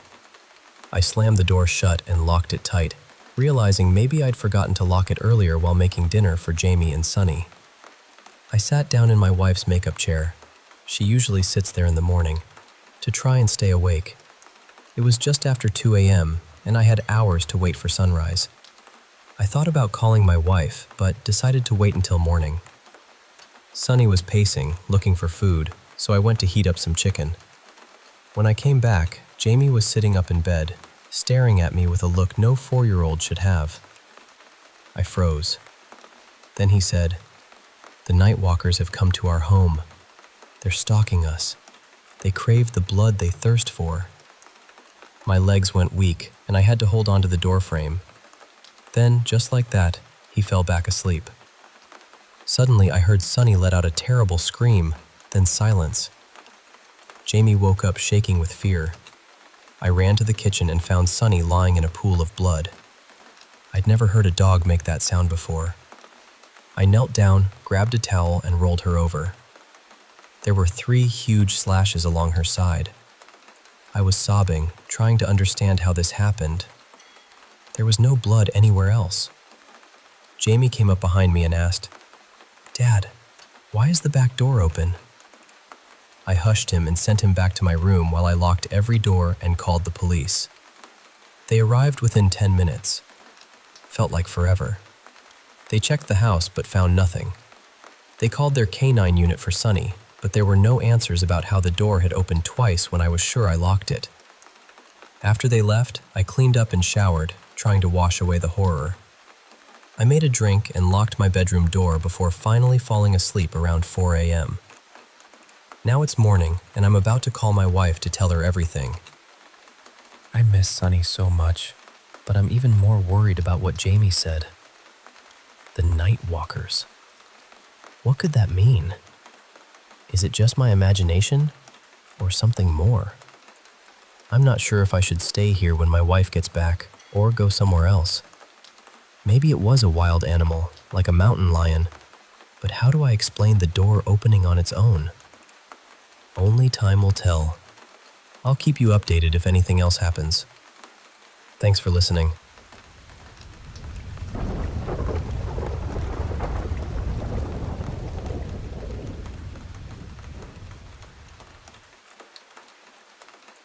You know, growing up in a small suburban town in California back in the early 80s was something special. I'm Emily, and I want to take you back to those days when life felt simple and neighbors were like an extended family. We didn't have smartphones or endless TV channels, just a handful of stations you caught through a rooftop antenna, and if you wanted to talk to someone, you picked up the corded phone on the wall. Our street, Maple Street, was lined with big, old trees perfect for climbing, and it was quiet, just the way I liked it. I was the kid who always made friends with the new neighbors, the one who'd be out playing with all the kids after school. Every neighborhood had its own mom and pop family, right? The kind where mom baked treats to share, and pop showed off magic tricks or invited us into his workshop. On Maple Street, the mom and pop were the Harrisons. Mrs. Harrison was warm and kind, always with a plate of cookies ready for the neighborhood kids. Mr. Harrison, well, he was more reserved. They had a son, but he wasn't around much, at least not that I noticed. As time went on, things felt different. Mr. Harrison would take his usual walks, but after a few houses, Mrs. Harrison would catch up to him and they'd walk back together. I started noticing he'd watch me while I played outside, making a little jingling sound with coins in his pocket, trying to get my attention. When I went over, he'd whisper things I couldn't quite hear, and then Mrs. Harrison would come out and pull him away. Eventually, my family moved across the street from the Harrisons. Mr. Harrison didn't say much, but would stand and watch me, the coins jingling in his pocket whenever I looked his way. Then one day, Mrs. Harrison ended up in the hospital. My mom later told me it was all the stress she'd been under. After that, I saw their son more often. He seemed quiet, sad even, but I didn't understand why. My mom would often help Mrs. Harrison when she came home from the hospital. Sometimes Mr. Harrison invited me to his workshop behind their house. We'd make small wooden things together, and he'd give me little treasures, a marble, a pop-top, or a broken chain, making them seem like precious gifts. I didn't think much of it. Their son would watch from the porch, but I was too young to realize what it all meant. One day, my mom sent me over with some baked goods.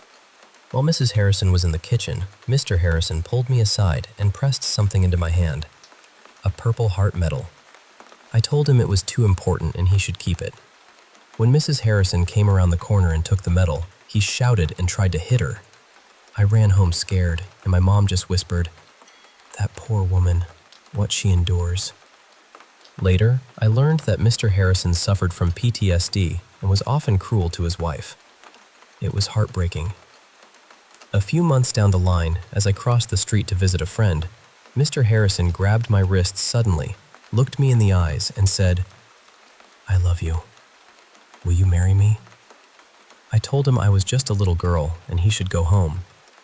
Then he handed me a big diamond ring, too large for my finger, insisting I accept it and say yes. I told him it was too much and belonged to his wife, but he was persistent. I took it home, thinking it wasn't serious. When I showed my mom, she realized it was real, and that it was Mrs. Harrison's wedding ring, lost for weeks. Soon after, there was chaos on our street, sirens, flashing lights. Mr. Harrison had taken his own life in their living room. Their son had to clean up after him. That neighborhood was never the same. My family moved shortly after. Looking back, those quiet streets held stories no one could see behind closed doors. I hope sharing this helps remind us all to look out for one another, even when things seem calm on the surface.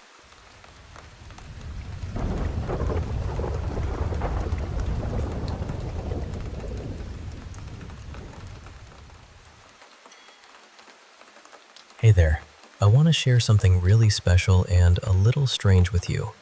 Something that's been unfolding around my home in the Pacific Northwest. It's a place that feels like magic, where the skies stretch endlessly, the air is fresh and crisp, and sometimes you just get the sense that fairies could be hiding just around the corner. My family and I have lived here for nearly 3 years now, in a cozy farm-style house surrounded by about 10 acres of land with Mount Rainier watching over us. There's a big garage connected to a workshop, and right next to us is dense forest. We've had some unusual experiences on this land, things that you just can't explain away easily. Sometimes, late at night, we hear eerie screams coming from the woods, and all the animals fall completely silent. There's this strange sound too, like a metal chair scraping on concrete, echoing through the fields. I talked to a couple of young men who live nearby, closer to the forest, and they told me they hear these sounds too. But they stay indoors after dark because it feels like something is watching them. They believe this land holds something unusual. One of the young men even said he sees a shadow kid in his room and around the house, something that scares him and messes with his things. I don't think it's anything evil, but it's definitely unsettling. When we first moved here, I tried to match the sounds we heard to local wildlife, but nothing fit. One night, I was driving home down a quiet road, lit only by a few streetlights, when I saw a flash of eyes. I slowed down, thinking it might be a deer. But when my headlights shone on the spot, I saw something else entirely. A grayish-white figure, about the size of a man, crawling into the bushes. It had no fur, no tail, no feathers, just smooth, pale skin and strong muscles. It moved quickly and silently, and when I turned the corner hoping to catch another glimpse, it was gone. Over the years, several family members have seen a tall, pale creature, about 7 feet tall with large, curious eyes. Sometimes it peeks around the workshop or looks in through the garage window. My son even spotted it crouched on all fours on a long couch near my bedroom window, its big, round eyes glowing softly as it studied him like an owl would. But it wasn't an owl. My daughter once saw it standing in the tall grass of the field when she was searching for something she dropped. They both ran back to the house in a hurry. She also saw it once on the roof of the garage, tilting its head as if curious, and when she called my son over, it vanished. I remember thinking she might have been imagining things, but hearing her story again recently, she described it perfectly. Even the dogs have reacted to something unseen. One evening, I let them out before bed, and they suddenly became terrified, rushing back inside and staring wildly, as if something was looming just outside the door. I looked for a shadow on the garage wall, and what I saw was tall enough to block the light from 2 different lamps. My granddaughter keeps her blinds closed after dark because she feels uneasy, even though there's no one around. We're not scared exactly, just aware that this place is different. These experiences aren't constant, but they're real enough to make us wonder. At first, I thought maybe it was some unknown animal, but after nearly 3 years and so many of us seeing the same thing, I believe there's something more here, something mysterious, something beyond our understanding. And honestly, I wouldn't trade this place for anywhere else in the world.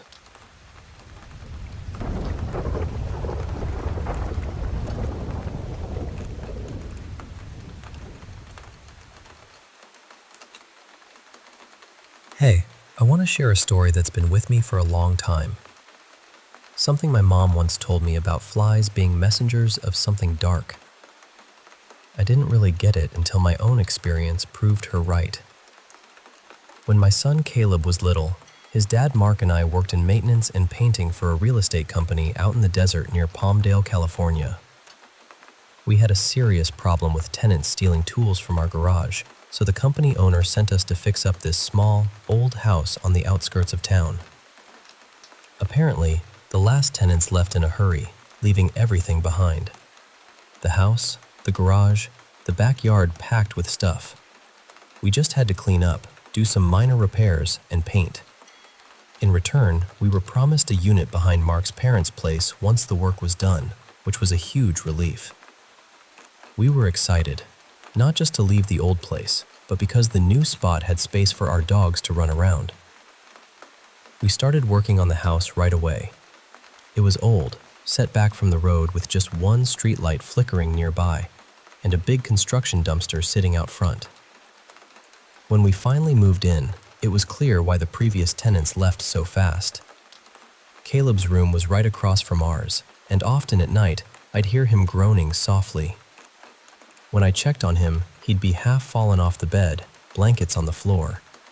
I thought he was just restless. Then one morning, while I was fixing a drawer, Caleb told me about a little boy who lived in his room. At first, I thought it was just a dream, but he looked me straight in the eyes and insisted it was real. You have to know, Caleb had a big imagination. He talked to his shoes and his toys, so I wasn't too worried. But then strange things started happening.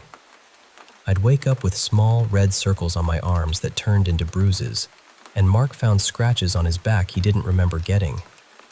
Mark didn't believe in ghosts or anything paranormal, so we just brushed it off, focusing on fixing up the house. But one morning, Caleb came out crying, scared like I'd never seen before. Between sobs, he told me the boy in his room had grown into a monster and had grabbed his foot. When I looked, his sock was twisted in a way that just didn't make sense, and his big toe was bruised with a small cut. That was the moment I knew something was seriously wrong. I called my mom, who's very spiritual, and she told me to cleanse the house with sage and salt. So I did, even though Mark teased me. That night, after we put Caleb between us in bed, I was suddenly jolted awake by a slap on my cheek and a voice screaming, "Wake up!" in my ear. The whole house was vibrating, and even the ceiling fan chain was swinging. Mark grabbed a bat and ran out, thinking there was an intruder when he saw a distorted face reflected in the glass doors. But there was no one there. Mark started to wonder if the house might be haunted. Days later, my mom came to visit with my older kids and sister. She immediately felt a heavy dread as they got closer. Inside, she noticed a foul smell like something dead. Soon, flies swarmed the house in thick clouds, covering the ceiling and walls. We couldn't find any source. My mom said whatever was in the house didn't want them there, and she felt drained and sick, needing to rest in the van. The kids tried to make a game out of vacuuming up the flies, but no one wanted to stay inside that house. After a restless night, I asked my mom to take Caleb with them for his safety. 30 minutes after they left, all the flies vanished as if by magic. Later, a friend named Bonnie, who'd studied the occult, came to help us finish cleaning the garage.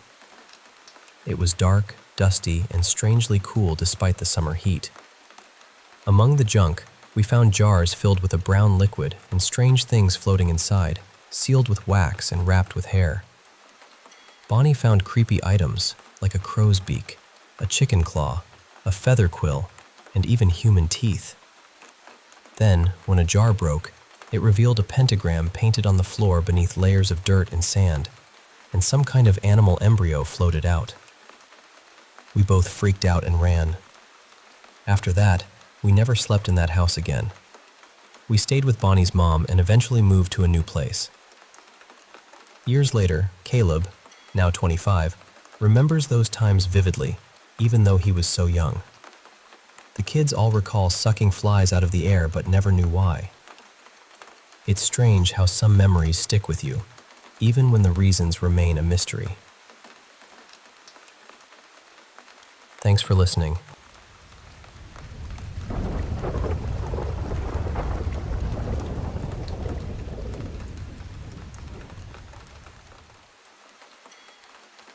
I want to tell this as plainly as I can, because even saying it out loud still feels a little unreal. I'm 18, and I live in a rural part of Eastern Virginia, out near Prince George County. I'm sharing the location only because I'm hoping someone from around here might recognize what I'm talking about, or maybe has heard something similar. I know this probably sounds strange, and I know it's easy to brush off stories like this, but this is something I experienced myself. The first time it happened, it was late, maybe around 10:30 at night. I had stepped outside near the driveway because sometimes I just need a little air. The yard was dark and quiet, the kind of quiet where every little sound feels louder than it should. Then, from somewhere off toward the woods behind my house, I heard a woman's voice. It wasn't loud. It sounded distant, almost thin, but I heard it clearly enough. "Help me." That was all it said. I didn't stand there trying to figure it out. I went straight back inside, locked the door, and tried to convince myself I had misheard it. About a week later, maybe closer to 2, I went outside again late at night. This time it was around 1 in the morning, and I was only taking some trash out. I was walking down the driveway when I heard another sound from that same direction behind the house. It was a dull, knocking sound. Not like a branch tapping, not like an animal scratching. It sounded like someone hitting the bottom of their fist against a wooden door. Slow, heavy thuds. The kind of sound you know when you hear it. I froze for a second, listened, and then got myself back inside. The third time was the worst one. I had gone outside to grab a few things from my van. While I was walking across the yard, I heard sticks snapping in the woods. At first, I told myself it was probably deer. We get them around here all the time, so I kept moving. Then something hissed at me. It was close, much closer than I expected. And it wasn't a normal animal sound. I've heard deer blow and snort. I've heard cats hiss. I've heard raccoons, possums, all kinds of things moving around at night. This was different. It was raspy and harsh, almost like it came from something trying to sound like an animal, but not quite getting it right. That one scared me more than anything else. After that, things stayed quiet for a while. I started to wonder if maybe I had just worked myself up over nothing. Then today happened. I was over at my neighbor's place with my friend Mason, who's 16. We were helping fix up an old weed eater, just standing around talking while we worked. Mason has always hated being outside late around here. He's told me before that he hears things in the woods near his house, but I never really took it seriously. I figured he was just nervous. While we were talking, I mentioned to my neighbor, Mr. Harris, what I had been hearing. He's in his 60s, a Vietnam vet, originally from North Carolina. He's one of those quiet, practical men who doesn't waste words and doesn't scare easy. When I told him, he paused. Mason walked off for a minute, and as soon as he was gone, Mr. Harris lowered his voice and said, "Well, son, I'll tell you this. I've been woken up around 2 or 3 in the morning by tapping on my window. That's what got me. Because now it wasn't just me. It wasn't just Mason being nervous in the dark. This was a man who has lived a hard life. A man who doesn't seem like the type to make things up or get spooked over nothing. And he was hearing things too. I still don't know what's out there, or what could be making those sounds. Maybe there's some reasonable explanation. Maybe there isn't. But something strange has been happening around these woods, and I'd really like to know if anyone else has heard it too.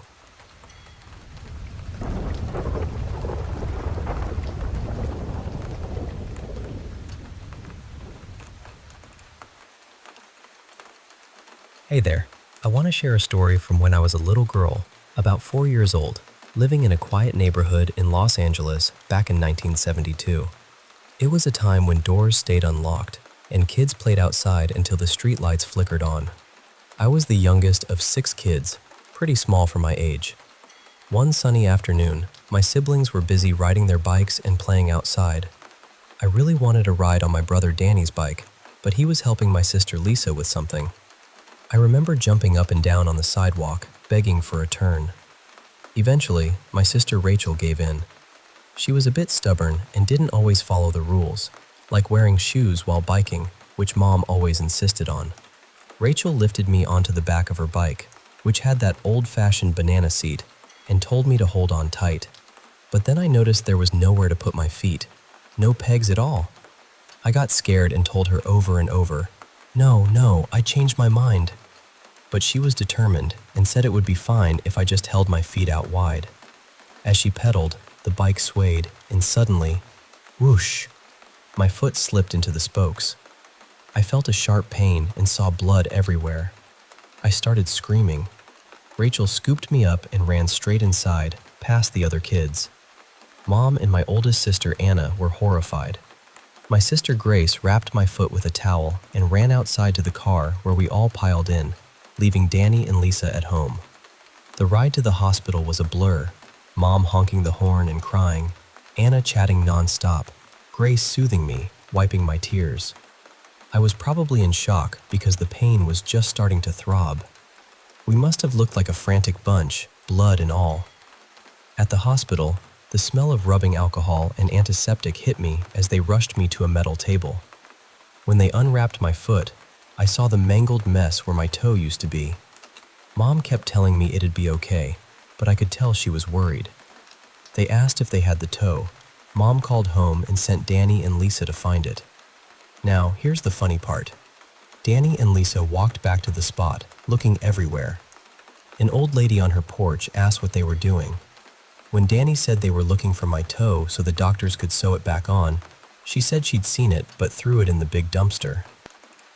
So Danny climbed in and dug through the trash to find it. Lisa was shocked, but helped him get a ride back to the hospital. The neighbor gave them a lift, though she was a bit grossed out by Danny smelling like garbage. Meanwhile, I was still in the room getting numbed with long needles, crying my eyes out. I asked Mom what she was doing when she closed her eyes, and she told me to imagine a white light all around me, that it was God's healing light. I tried to calm down, but the pain was too much. Then, before surgery, I begged Mom to stay, but the doctor said no. As she held me, I saw a bright light behind her shoulder. I squinted and saw a man with long, dark hair, caramel skin, dressed in a flowing orange robe, smiling warmly. Next to him stood a radiant male figure, glowing with light that filled the room. I felt warmth and peace wash over me. I told Mom not to worry, that my guardian angel and his companion were right there. She looked confused, and my sister Grace didn't see them either. They wheeled me into the OR, gave me medicine to sleep, and I floated above my body, watching the doctor's work. The man in orange extended his hand, and the angel smiled reassuringly. I overheard the doctor say his own daughter was very sick and needed an important operation soon. The angel nodded and smiled. Moments later, I returned to my body and woke up to Mom's tearful smile. The doctor said I'd need more surgeries and might limp, but I was lucky it wasn't worse. Since no regular rooms were free, they put me in the pediatric burn ward. It smelled strange and was chilly. The bed was a big metal crib with bars like a cage. The other girls had sad stories. One caught her nightgown on fire, another played with matches, things I didn't understand. That night, after everyone left, I felt lonely and cold. I started to cry quietly, soaking my pillow. Then, the same warmth I'd felt before returned, and a gentle hand held mine through the bars. I felt safe and soon drifted to sleep. The next morning, a girl across from me spoke. She asked about the light I'd had the night before. I told her it was my angel, and though she couldn't see, I believed she had one too. It seemed to comfort her. My family visited, and the next day I was ready to go home. On the way out, I insisted on seeing the doctor who fixed my toe. I whispered a thank you and told him his daughter would be just fine, that she wouldn't be sick anymore. Then I kissed his cheek. He looked surprised but hugged Mom tightly. On the ride home, I told Mom about my new friends and the angels who helped me. She said that I'd always been special, saying things others didn't understand. I miss my mom dearly, but I carry those memories and the warmth of those angels with me always.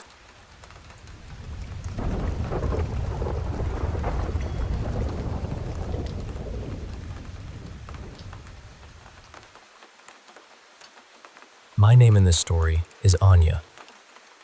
This happened back in 2023, sometime between June and August, around the time of the blue moon.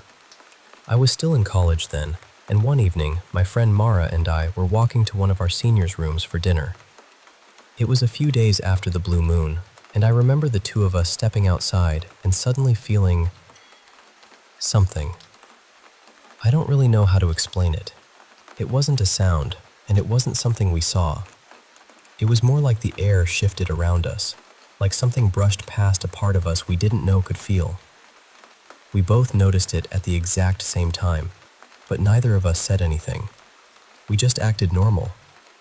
At that point, Mara and I were friends, but we weren't close enough to casually say, "Hey, did you also feel something strange and impossible just now?" So we kept walking. We kept quiet. And honestly, I think both of us were hoping it was nothing. But after that night, things started happening. I began feeling like something had attached itself to me. I could feel it poking me, especially around my back, and with it came this coldness. Not normal cold. Not the kind you feel from weather or air conditioning. This was deeper than that. It felt like the cold had slipped under my skin and settled into my bones. I started wondering if maybe we had stepped into something we weren't supposed to.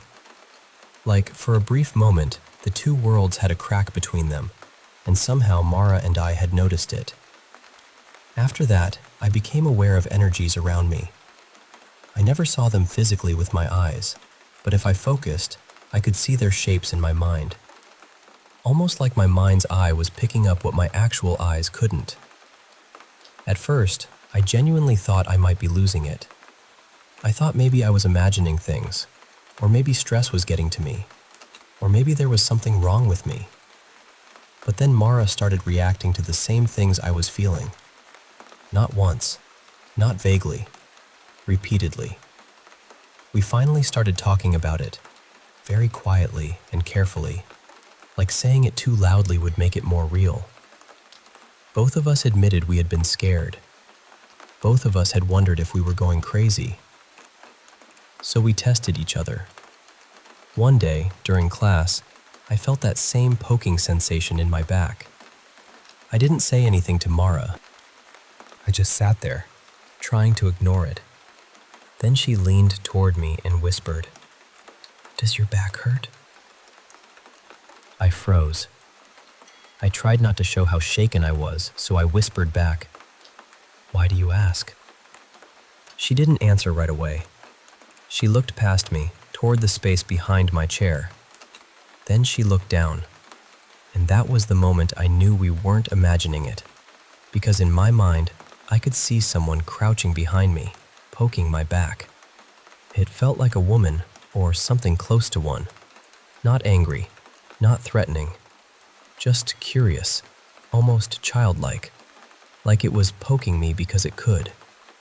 Later, Mara described the exact same thing to me. She said it didn't feel malicious. It didn't seem like it wanted to harm me. It was just there, crouched low, poking at me. And that was exactly what I had sensed. After that, we began to understand that I seemed to attract these energies, while Mara was better at sensing them and seeing them in her mind.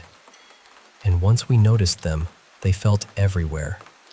Every day there was at least one attached to me or lingering near me. Some places had stronger ones. Some felt heavy or malicious. Some felt natural, almost ancient, like they belonged to the place itself. We also started noticing them around other people. Some people had energies attached to them that felt protective. Some had ones that seemed to work for them somehow. Others felt like they were being used, like something was treating them as a vessel or feeding off something from them. We met people who seemed to amplify these energies without knowing it. Some people seemed to neutralize them, and a few people, somehow, could push them away completely. To this day, I still don't know exactly what Mara and I experienced. Now, we mostly keep that part of our minds closed. We act ignorant. We don't talk about it unless we absolutely have to. It was the most draining, confusing, nauseating period of my life, and I don't say that lightly. But I do believe Mara is protected by one or more of the energies I mentioned. Whatever protects her is very strong and very watchful. I also believe I'm safe and alive today because of her. We've had other strange and paranormal things happen to us and to people we know, but this is the one story we keep coming back to. Because even now, after everything, we still want to know what really happened to us.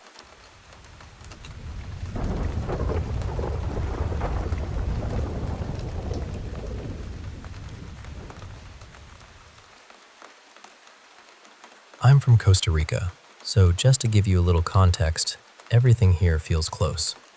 The country is small enough that you can drive from one side to the other in about 7 or 8 hours, and if you feel like heading into the mountains or finding some little adventure, it usually only takes a couple of hours to get somewhere interesting. So last Tuesday night, I was bored out of my mind, and a drive sounded perfect. A couple of friends and I decided to go off-roading in the mountains, out near San Rafael in Heredia. There's this place people call Finca Dos, and it's basically a big 4x4 area where people go to mess around in the mud, try trails, and just enjoy the cars for a while.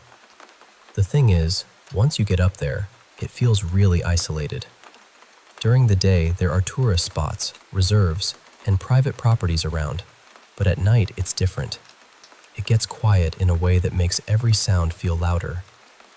When we arrived, something already felt a little strange. The first thing we noticed was a light far off in the distance. We couldn't tell what it was. Maybe a motorcycle, maybe a guard from one of the nearby properties, or maybe someone on a bike.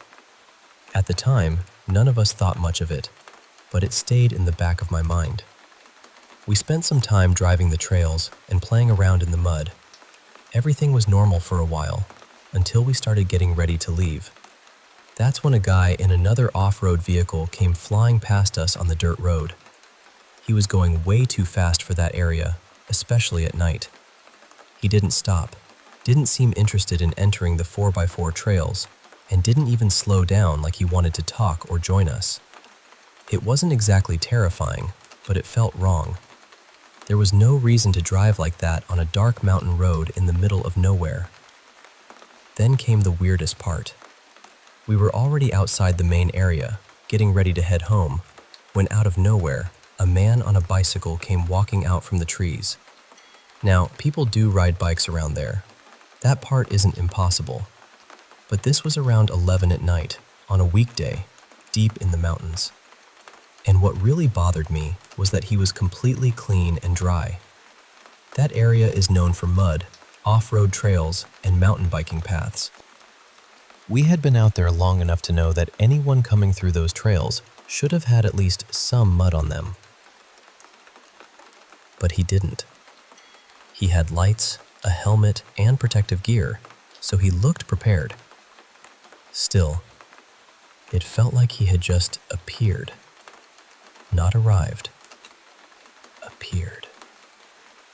My friends and I didn't say much at first, but we all seemed to understand the same thing at the same time. That was our sign to leave. Up to that point, I wouldn't have called anything paranormal. Strange, yes. Uncomfortable, definitely. But not paranormal. What changed my mind was what happened on the way down. There is only one road in and one road out of that place. And after that, there's one main road that leads from the mountains back toward the nearest town.